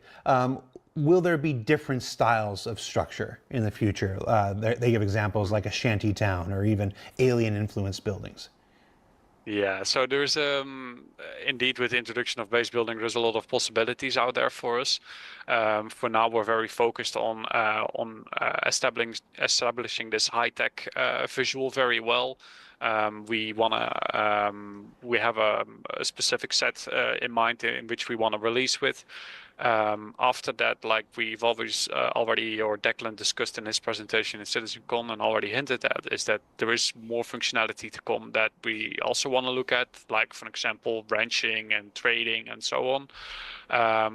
And after that, it's really going to be a question about what kind of, do we want to expand the current high-tech set with new functionality, or do we want to start building a new set with a new aesthetic? But that is something that will, we first want to see how players are going to react to the initial set, and then from there we'll make informed decisions based on the players' reactions. Love to hear it. We mentioned the mag locking at CitizenCon and earlier today, so I want to get to this. I've seen a lot of questions, and you've got one here. How will we be able to decorate our homes in a way that there isn't physics jank just all over the place? Yeah, that's I understand where the question comes from. So one of the options that we will have with decorative ER, the mode in which you get to decorate your place, is that you'll be able to kind of mag lock your furniture into place, and therefore only you or certain people with the right credentials are allowed to move the position of that object. In the future, there will be ways to disable the mag lock, I believe, but I'll have to look at Declan about this. Depend on security and yeah, out in the future. yeah, that's again, for the initial release, we're still focusing on just letting you build your bases, and then in a future patch, we will start to really go into like PvP, and then the mech locking discussion will definitely be addressed there as well. For now, we just want to make sure that people get to create their bases, and that they have a possibility to just have a little bit of a safeguard with the beautiful things that they've collected over the universe and how they want to put them down. And one of the IDs that we were also playing with, and we'll hope that maybe some players are daring enough to try it out, is perhaps have a ship trading base, and where you have your specific showroom ships there or something. But yeah, you need to be daring that they're not getting nicked, I guess. Or yeah, again, stuff for the future as well. I'm sure they'll also maglock boxes together to make the ugliest structures that we've ever seen before, so we can look forward to that. Declan, don't give them any ideas. We made beautiful art for it. No. You don't need to give people ideas. I already know what the first base built is going to look like, and I can't say it. It's going to be a penis. I am sure it will be the most magnificent base ever built. I have high trust in the community. It will be a magnificent penis. The biggest fucking penis you have ever seen. It will look glorious. It will be a gigantic, throbbing cock. Okay? And in case anybody's new to video games, the acronym is called TTP. And we'll see how long that is. Listen. Forward observation post Dick will be operational from within the hour of base building built by the team at the League of Relic Enthusiasts, and that will be the most sturdy, rigid structure ever built by humans. We will erect it post haste. It's my last show of the year, right? Yeah, it is. Can you work together to create a base? Can you work together to create a base, or can you charge a fee for using a base's services? Yes. Again, we're trying to make it very dynamic and open, so that different bases can cater to different players and different player experiences. So you'll be able to build small bases and maybe even slightly larger bases, but it might take a while by yourself. Hey, Bree. And then, of course, you can just team up, and you can, together with a friend, really quickly build a smaller base, or really start to try to literally take things to the moon in the future. But you'll be able to build larger structures. Will be recommended to do that in groups. I think I saw some people discussing whether they would be able to sell services on their base, though. They will. I think that'll be pretty cool, that you can build up some infrastructure and have people pay to use it. Okay, when you say sell services, my mind went to a different place. What are you talking about?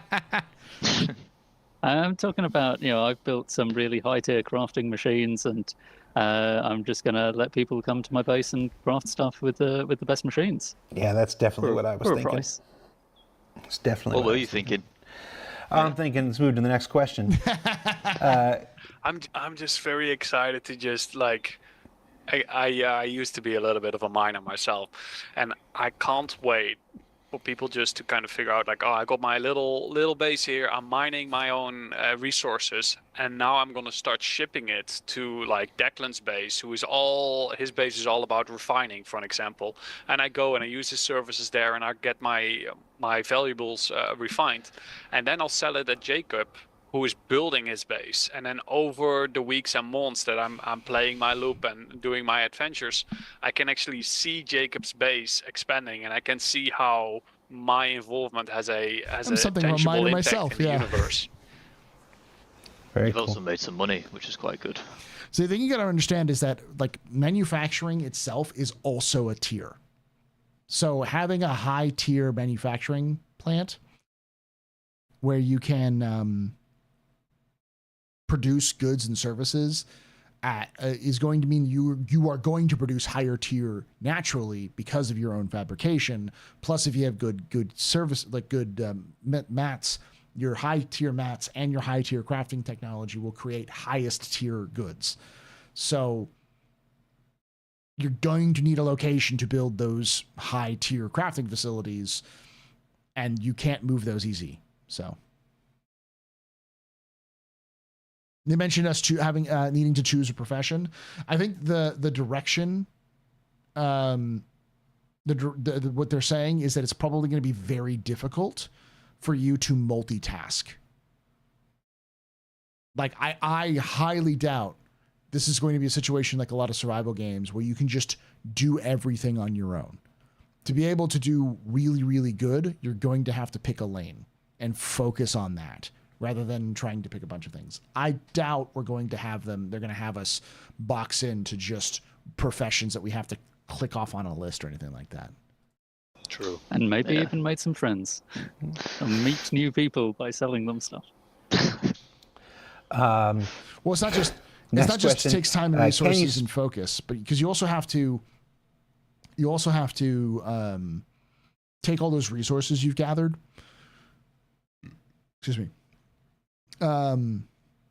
And you're going to have to research down that tree for whatever you're doing. So you're going to have to build up skills literally in the form of research to be able to unlock better tiers. So there's going to be tasks you have to do for a specific thing. Otherwise, you're just going to do basic stuff. Spawn in your base or group bed log. Group bed log. Now we're back to the services I was thinking about. Yes, but so you need the proper building for that. So right now the intention is that if you have a med bed or if you have an hospital area in your base, you can use the imprint system there and then use this as your gathering point as the group. Okay, Declan. Hello. Sit up. Okay. Yeah, bases in caves or asteroids? I would like to apologize to all the goblins out there, but it's not on the roadmap right now. Okay. Well, we had to get to at least one question where it wasn't something we were doing. We're not doing bases on asteroids. Someone get Tree. Tree is bawling his eyes out. He's wanted to build asteroid bases. Let's see. Can we start a build using our drones from something like the Starlancer, then leave? Yeah, again, a yes answer. Yes, you can. So once you set the building in motion, you can go on, carry on, log off, and the drone will basically do its job, and while you're offline. And if the build finishes, the drone will then try to get back to its host or its mothership. And if the mothership or the host is not around anymore, it will self-destruct. And you need to get a new drone afterwards, but you will get a replacement if you used your Starlancer, for example, by simply repairing the Starlancer, and then you get it replaced by this process. Okay, I'm going to ask a question here because I'm thinking about this. Obviously, either with the time it takes to build a base is not going to be instantaneous, and we're not going to talk about the time now. That'll be a thing that's determined over playtesting and further development and stuff. But in that time, with your drones swirling around or whatever, what happens when people try to park their Idris right where you're trying to build a base? Like you've started, it was a flat parcel of land. You've started the process. It was yours. And then you started it. You've set your drones, like you said, you've logged out. And 5 minutes after you log out, somebody parks their Idris there. So there is still, in short, that's not going to be possible because there's, I think we mentioned it briefly in the sitcom presentation that it's a physicalized hologram, that the intended place of a building will be physically barriered. I don't know if you want to call it a force field or something, but just you can't park there because it's under construction. Gotcha. Yeah, correct. That's cool. I think I missed that. let's go all the way to the end here. Where can space stations be built? And will there be smaller scale stations for smaller groups? So there isn't plans at the moment for small scale space stations, and there will be some limitations on where you can build a space station, but you're not limited to just in orbit around a planet. You can build it way out in the depths of space and have it well hidden for whatever you want to hide it for. So largely anywhere, but there will be limitations. Yeah, I want to clarify. When he says that there are no plans for a smaller scale station, he's talking about the physicality of it right now. It's like we're building towards our first physical space stations, and those are the ones we're building to. As far as how many people it will take to build that one size space station and expand and stuff, that is also a thing. We have ideas, we have plans, we have intentions right now, but these are things that will continue to evolve as we get closer to the actual implementation of this feature. It's one of those things where, and if you've watched Star Citizen Live, ISC, listened to any of these developer interviews for any amount of time, this is one of the only constants besides change, and that's that we have to remain open to better ideas, more ideas, different discoveries about what the tech will allow us and stuff like this. What's actually fun? We may have this idea that it takes this much, then we find out, well, this is actually where it's fun and stuff. So as far when you say that there's no plans for a smaller space station, that is a physicality thing and not a comment on the amount of people necessary to build one. That is something that's going to be developed through a whole bunch of testing with you guys and our guys. So let's move on. If you pledge for a ship, will you receive a blueprint to craft it? No. If you buy a car from the dealer, can you make more? No, you cannot.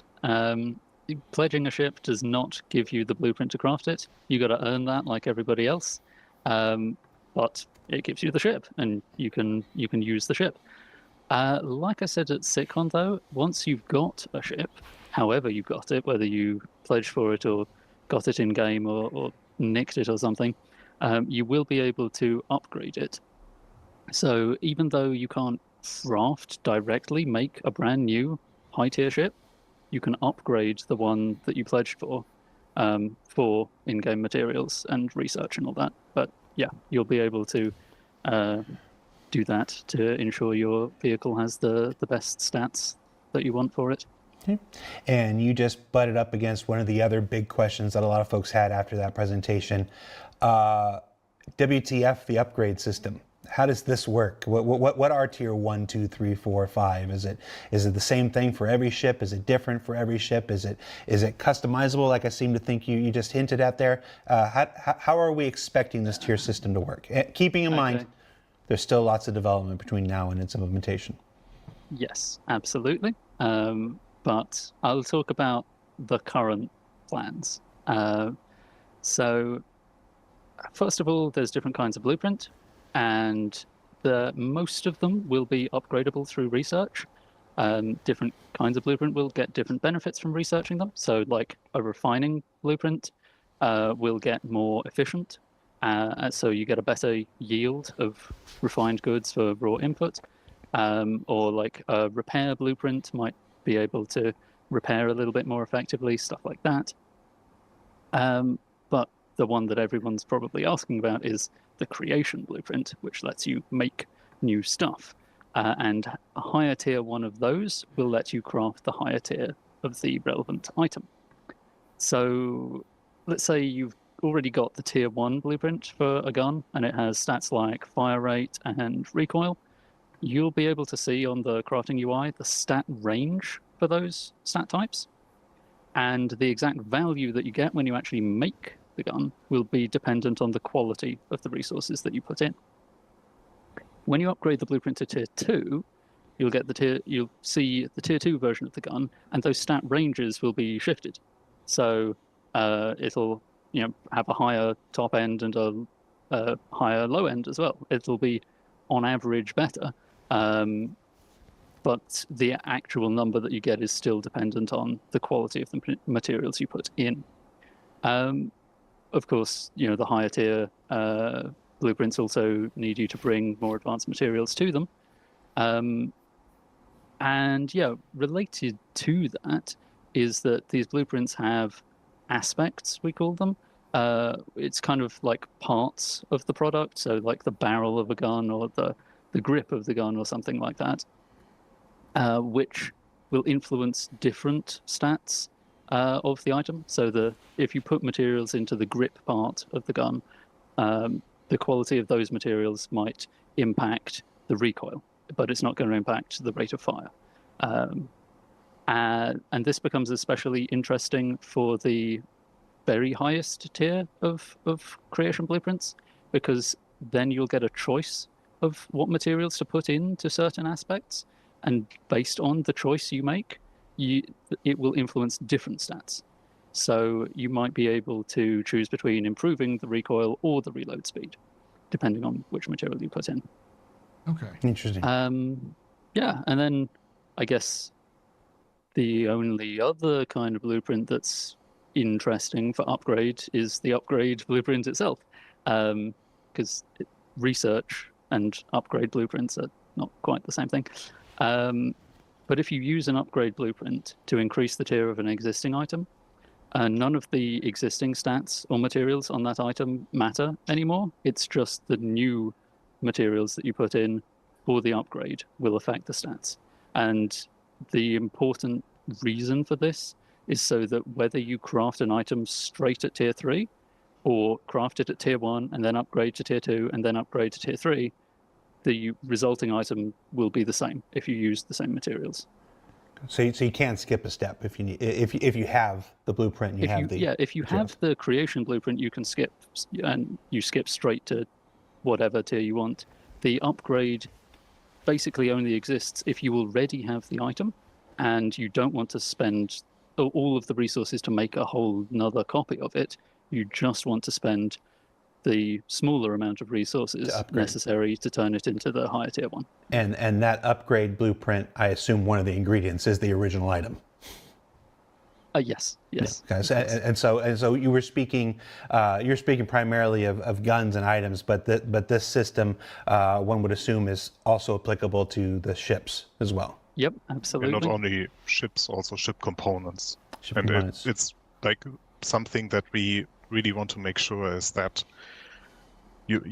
we don't want you to go through the process of because you crafted your tier 1 item, you then have to disassemble it to just craft a tier 2 item, right? So that is like nonsense. So we really want to enable players to have their item and then use the upgrade to actually still have the item, but then the better version of that.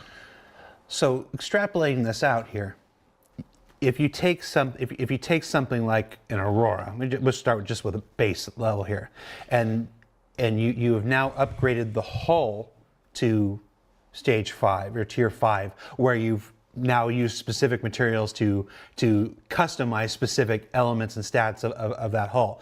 And then you've done the same with the weapons, and you've customized the weapons up to tier 5 with certain materials to benefit certain things. And you've done the same thing with the components to custom up to tier 5 to customize certain attributes.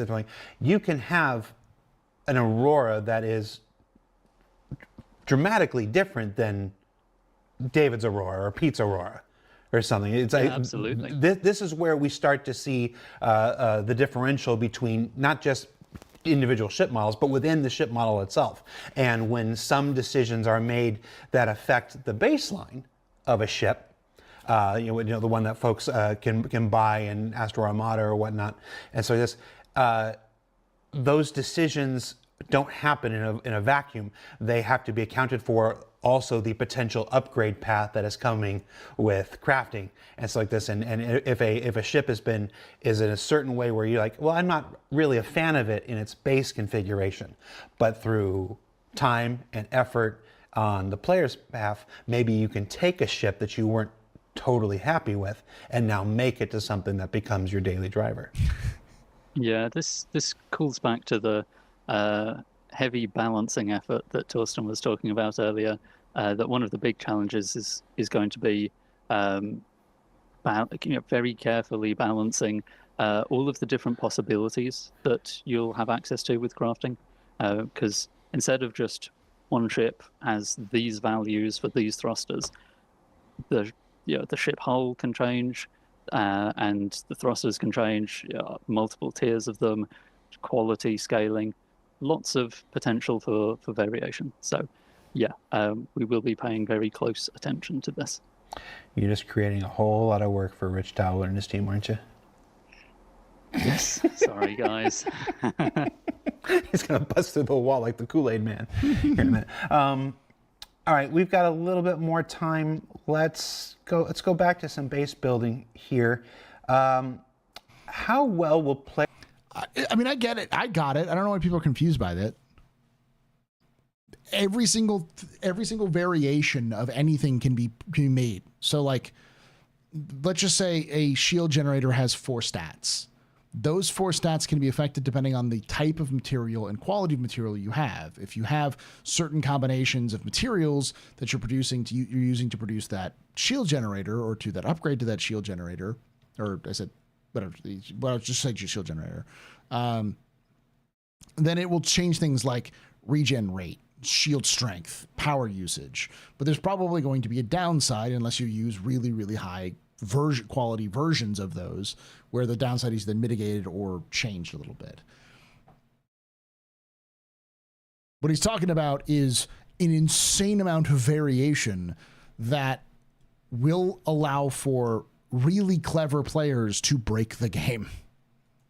Will bases blend into the surrounding environment? I think longtime players can remember the very first outposts that ever appeared in 3.0 were almost always up on stilts because they couldn't deform the terrain.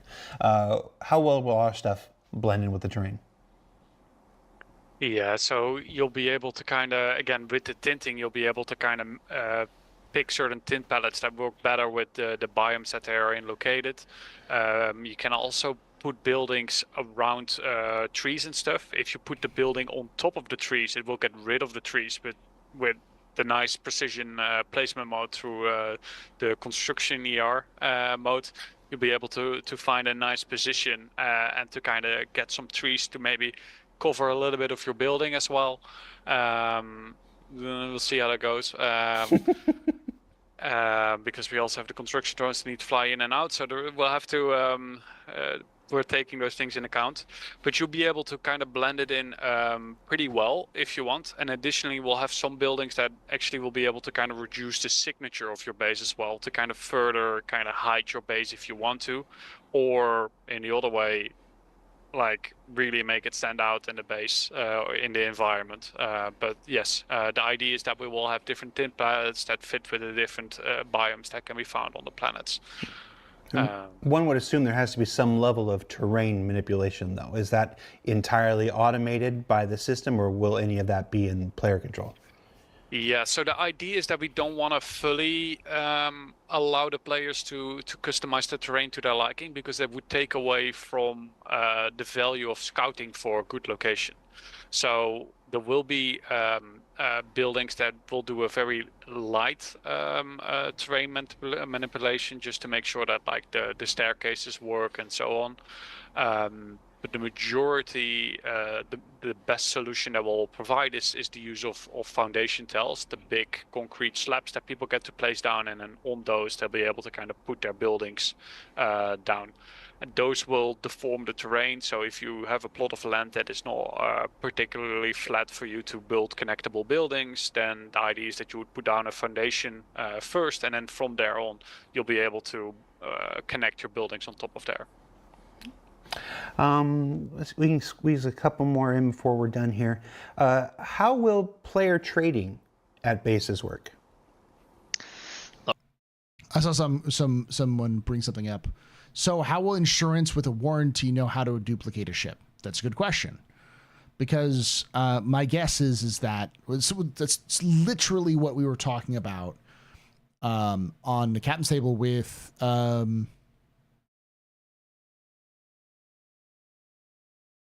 Moist Noodle, not Moist Noodle.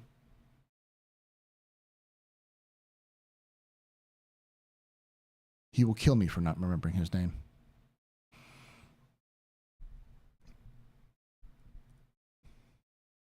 him and Noodle hang out all the time, which is why my brain immediately went to Noodle. Cutlet.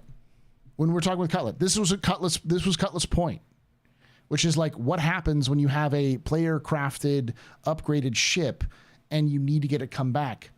What's going to happen? Because all I need is a warranty and tier 3 insurance on that I'll never have to go back to the crafter to get it updated again, which means that crafter doesn't have a job. So my guess is the simple solution is if you have tier 3, but it's super specialized, they just pay you for it. So you get some of the money back for what it was worth, and then you have to go back to that crafter and have them craft the materials again. But we'll see. All right, I suppose there's two ways to look at this. You've got your seller and the buyer. So you have like upgrades that you can be purchased like off the shelf, but any custom that you have your insurance for, you're getting paid for rather than getting it returned. If we look at the seller, then you've either acquired your items or you've crafted them and you want to put them up for sale. You can do that by placing them in a freight elevator, listing them on a connected terminal, or make a physical shop. And then there'll be a Mobiglass app where you can say, hey, I have T3 bombs for sale, everyone come and grab them before they're gone. And then as the buyer, you browse the advertisements on this new trading app, go to the base and purchase them. Or if there is a very particular item that you want, you can put in a buy order and you'll say, I want this item, this many of them, these stats, deliver it to this location. Obviously that'll cost more because someone has to accept that and then do the delivery, but it means that you get a very particular item that you want.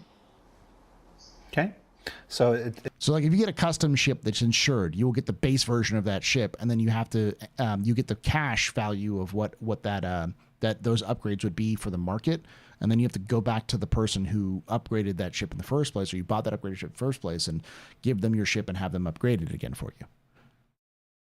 It sounds like one of the major components of base building will be this this next major step forward in player trading that folks have been waiting for. Like right now, there isn't a super easy system for of I'm going to give you this and you give me, credits in return. So it sounds like most of that comes online for the first time with base building. Yeah, and it'll be interesting to see actually the spread between like local shops and people who band together to make like big market bases where it's shared and hundreds of people can come and sell their stuff. Yeah. And that's not to say that obviously we've got Mode Trader app for Mobiglass and stuff. That's not to say that this comes out before that comes out. It's just, as far as I'm aware, speaking in this moment right here, there's this, and I'm not up to date on the release of additional Mode Trader apps. So I'm not saying one comes before the other. I'm just speaking with what I know. Last question. We can let you all enjoy your weekend. When the Pioneer was first introduced in 2017, it was alongside it was this idea of land claims. And for every time the Pioneers come back into the pledge store, it's come back alongside land claims. In this year's IAE, it was brought back to the store without the land claims. That's led some people to speculate that land claims are gone, or they're not a part of the design anymore. I'm going to say right now, they are. Let's talk about what our current thinking is, what our current plan is, what our current intention for how land claims are supposed to work. And keep in mind that, like everything else, there's a period of time between now and when this is implemented, and we reserve the right to have any better ideas that come along. We reserve the right to look at what you've said on Reddit and Spectrum and everywhere else, on YouTube comments, and have that inspire better ideas. So while these things may change, let's talk about what the current plan for implementation is for land claims. Yeah, so there's a lot here. I'll kind of walk through just plots of land in general, and then we'll talk about how the land claim beacons fall into that. So when you go to acquire a plot of land to build on, there's a couple of choices you need to make straight off the bat. We have a general plot, which allows you to build anything, and then there are prospecting plots, which are a little bit smaller, they're cheaper, and they're more geared towards mining. You'll see a square layered on the terrain, and that's basically your current selected plot of land. You can grab a face of it, make it a rectangle, make it into a bigger square, and this is you selecting the surface area that you want, and the cost scales up with the surface area. If you were to purchase a 1 by 1 kilometer and then another 1 by 1 kilometer, it would actually be more expensive because the cost will take into account the total surface area you own on the planet. Where the beacon comes in is that you kind of skip this initial UEC cost for purchasing a plot. You just use the beacon and you have your plot of land. From then onwards, if you bought with UEC or you used a land claim beacon, there'll be a reoccurring UEC tax. And if you fail to pay that tax over a period of time, you'll begin to lose rights to your base, and eventually you'll lose complete ownership of the land, complete ownership of the building. They can be looted. Someone else can buy up that area. That's, you know, it's very important that we avoid this concept of like a dead base. We don't want people to be able to just go AFK either for a year, even though they stacked up billions in their account. We still don't want them to be able to have a dead base. We want to free that up for the players. In addition to that, there will be some limitations where you can buy plots of land and use beacons. We're going to have, for want of a better term, a national park, both in lawful and lawless areas, and it's a no-build zone, and this allows us to reserve land that's pristine for exploration, it's pristine for resource gathering, and so on. They're called, fuck, there's a name for them. In the United States, we have them. I'm sure there are other places. But that was the original version of like protected land. National protected land was like, not because of like, we got to help the birds. It's because like, especially in the United States, it was, we don't want to end up like fucking England, who cut down all their goddamn trees and then got fucked. We want to have all, we don't want to over farm our resources. So we need to have some places that are protected for future generations to use them. Nature reserve. Okay.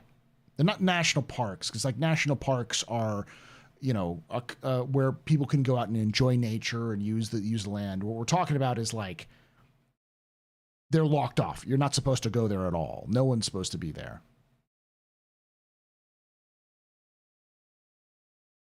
BLM land, yeah, there's a term for them, like national forests or something like that. There's some sort of like, there's like a term that's like natural resources or natural, you know, some like resource land. I'll have to look it up, but yeah, a lot of those early, what eventually became national parks, were originally just resource protected lands. I think that there's one other thing. Sorry, when you have your plot of land, there'll also be But yeah, that makes sense. You want to have land that's set aside because you want to be able to use it for future generations. That's just in lore. That's an easy hand wave. Like, no, this is owned by the UEE.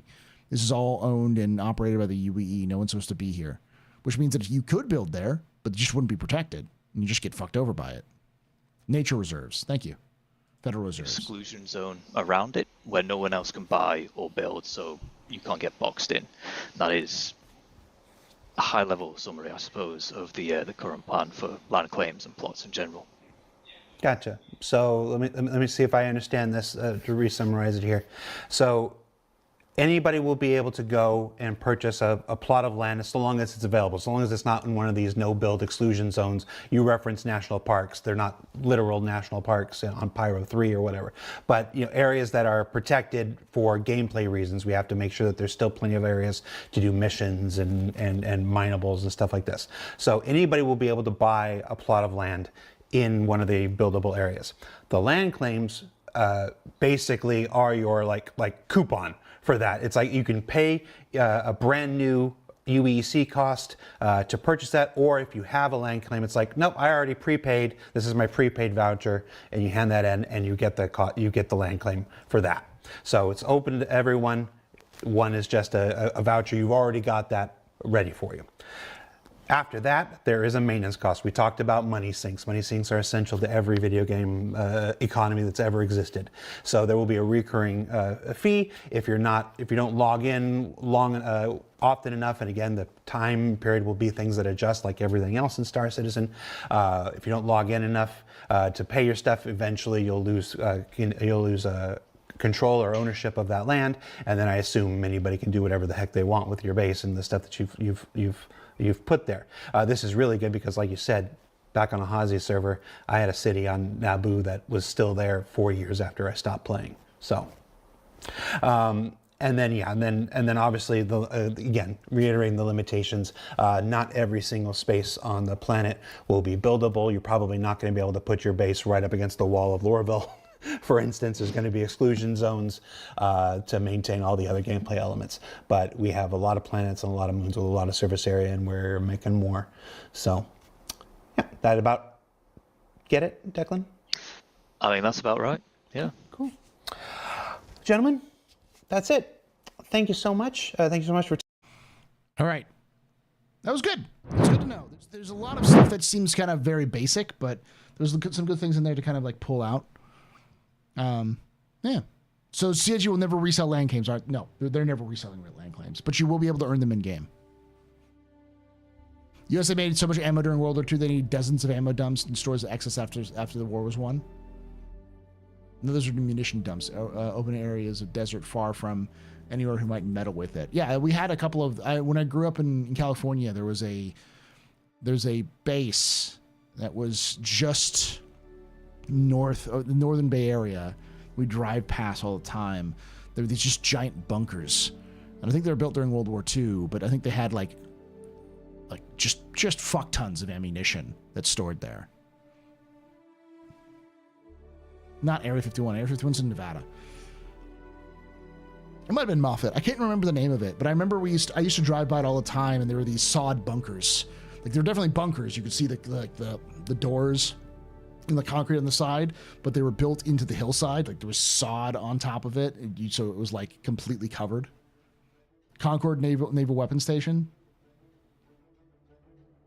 That might have been it. Yeah. A lot of those areas were emptied out after the closing of Alameda, the Alameda Naval Station.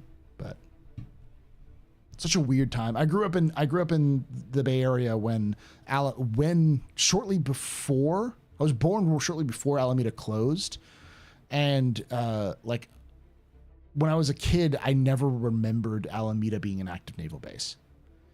Let me look it up when it actually closed.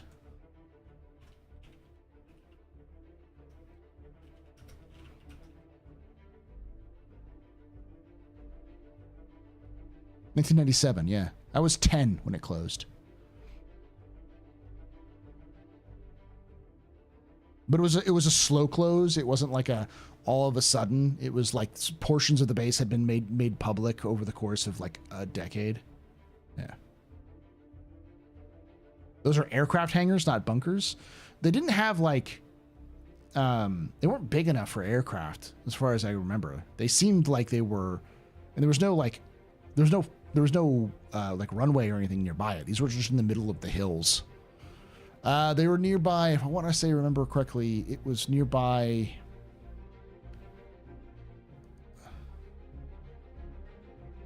Hamilton Field, Nevada, maybe. It's munitions bunkers. Okay. They were small, like surprisingly small. We used to joke that that's where the nukes were kept. Alameda used Alameda. Mythbusters used Alameda a lot. Yeah. But I mean, Mythbusters was on after 97. That's when they fully closed. I'm currently serving and had helicopters and munitions. And they had. Okay.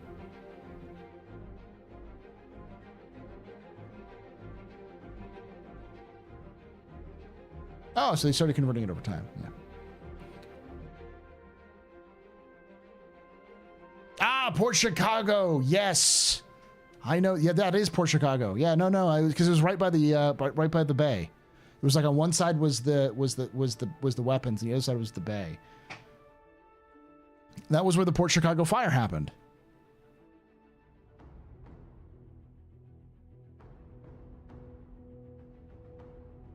If you go near Hawthorne, south of Fallon, Nevada, the entire valley filled with them. I remember at one point my wife and I were driving through. We were driving like I think we were in the process of moving, or don't remember what reason why, but we ended up driving on the outskirts of, why am I blanking on the name?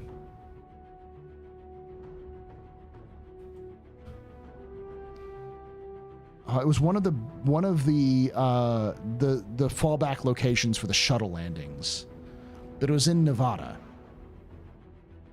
It was an Air Force base in Nevada. I don't remember the name of it, but I do remember driving by because this thing was fucking huge. Like you couldn't see the other side while you were driving it.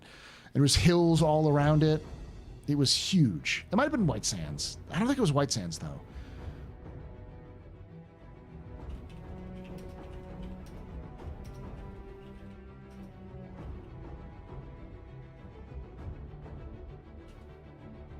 Edwards. It was Edwards Air Force Base.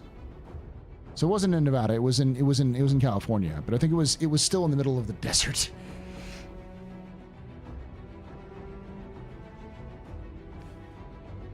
Might have been Nellis.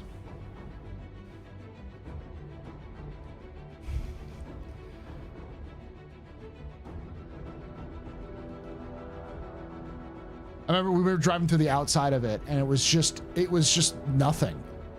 There was a fence in the middle of nowhere. But I was like, I know that if I crossed that fence, I would immediately be lit up by like 5,000 sensors.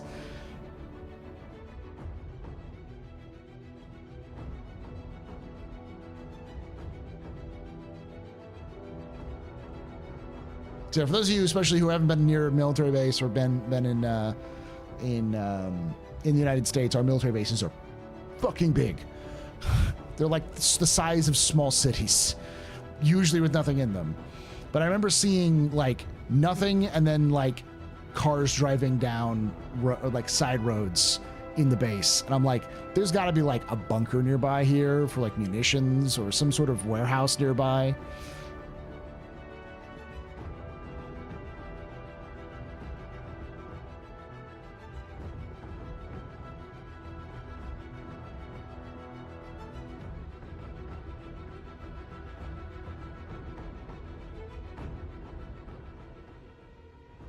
Do you know where Zegama Beach is? I've heard of Zegama Beach.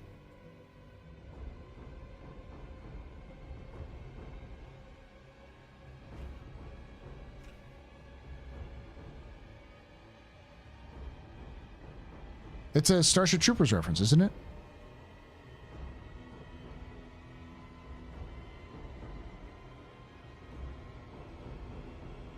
I just did a quick Google of it. I think it's a Starship Troopers reference.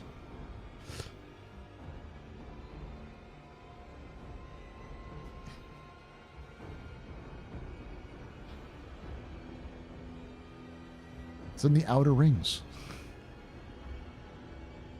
Don't count you had to Google it. Yeah. I've heard the name before.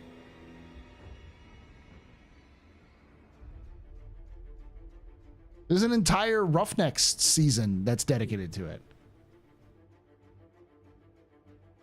Zegama Beach. It's like it's an arc. It's an arc in this Roughnecks where like they had to go liberate Zegama Beach, because Johnny Rico was like, man, I used to want to go here when I was a kid.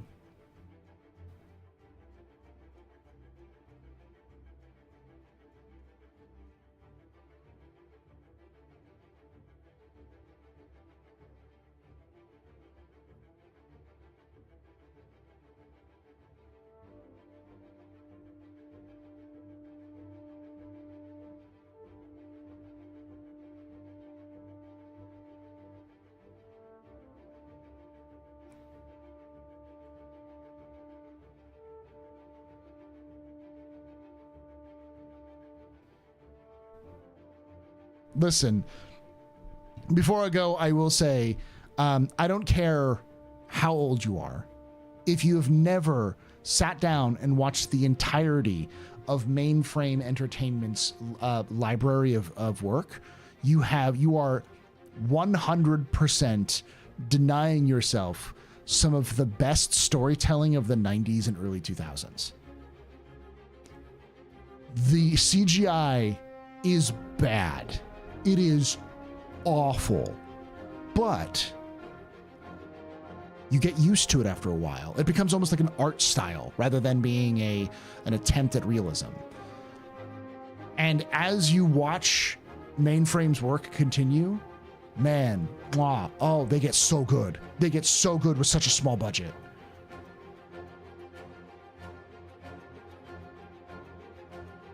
So there are a couple of... Mainframe Entertainment is a Canadian animation company that got famous for doing Reboot. But they also did the Roughnecks series. They did Beast Wars, Transformers Beast Wars. They did Witch House. There's a couple of different like movies they've done like for television. Yeah, Mainframe Entertainment. Like watch Reboot season 1 and then watch the last season of Reboot and be like, this is the same series. Like, look how fucking good they've gotten this. Like, I don't think there's a single thing from Mainframe that was bad. Because like they paired really good, like really cutting edge animation with really well thought out writing.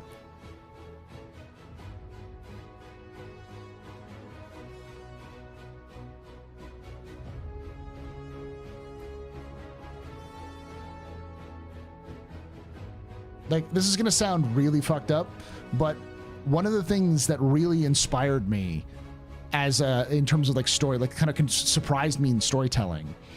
This is before I got really into anime. So when I was a kid, was spoiler alert. When one of the what are they called, the Terratrons? The Maximals and the Predacons. When one of the Predacons became a Maximal, when he betrayed, when he left the Predacons, a bad guy becoming a good guy, like classic heel turn. It's a like a staple of like a lot of anime, and it's obviously where Mainframe got the sort of idea from. Because they play through the entire trope perfectly about nobody on the good guy side really trusts them. The kind of heart of the team really doesn't like him, and they have to go through some experiences together. And eventually, you're just like, man, I can't believe this guy wasn't always part of the good guys. That's a trope that they like to pull a lot. Like they did that often in their story writing for Mainframe, but it works. It's like it's such a weird thing. It was the first fully animated computer animated show. Yeah.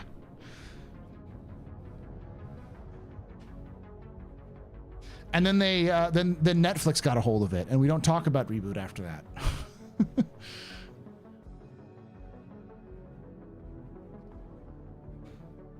When it's done well, it works. Well, you got to earn it, and they always earned it, which is nice. All right, y'all. Thank you for watching. I'm gonna head to bed.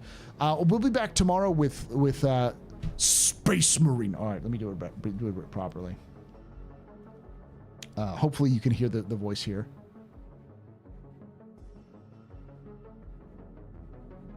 Space Marine 2. With Loken Plays and myself, and we'll be doing. And on Saturday, we've got Captain's Table, which is going to talk about how Star Citizen is going to get hard. Yeah, we're talking about time to penis. I'm sorry, I mean improvements in the sim. And then on Sunday, we're going to go with the League, probably to Pyro. We did a little poll on the Discord to see if people were okay with it, and we're probably going to go to Pyro since it's going to be open PTU.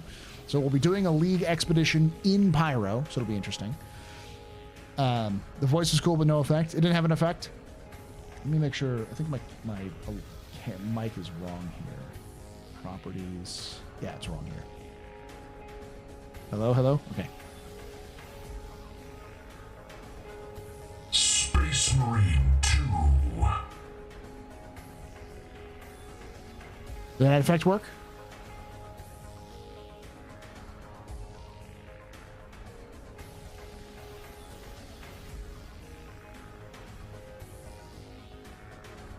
There it is. Okay, good.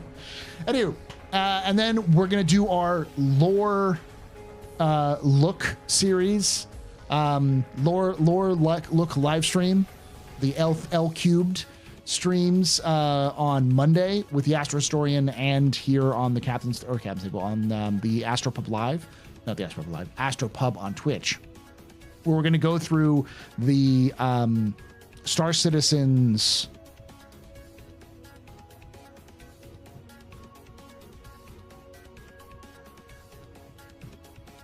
time capsule. That's what it's called. The time capsule series, and talk a little bit about the story of Star Citizen as a whole. Keep a lookout for that Pyro episode, which should release next week, probably around Wednesday if I do everything right. So.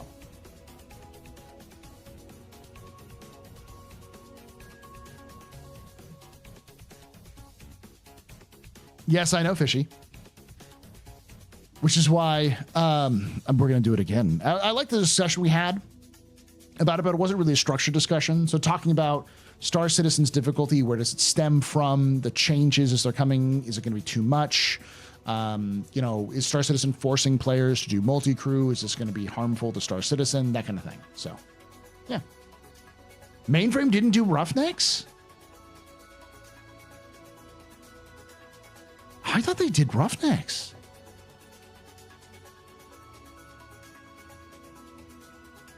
It is very much their style.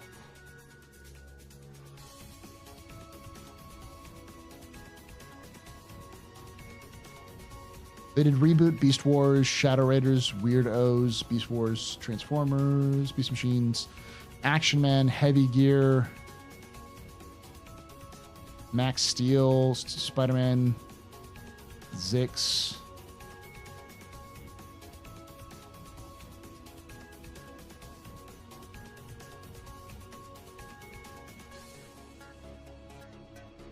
Oh, they're still doing work, but yeah.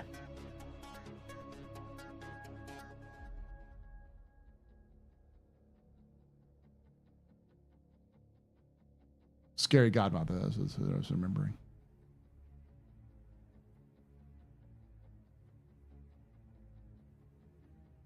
They also did Max Steel. I remember Max Steel. They did a lot of Barbie games. A lot of Barbie movies.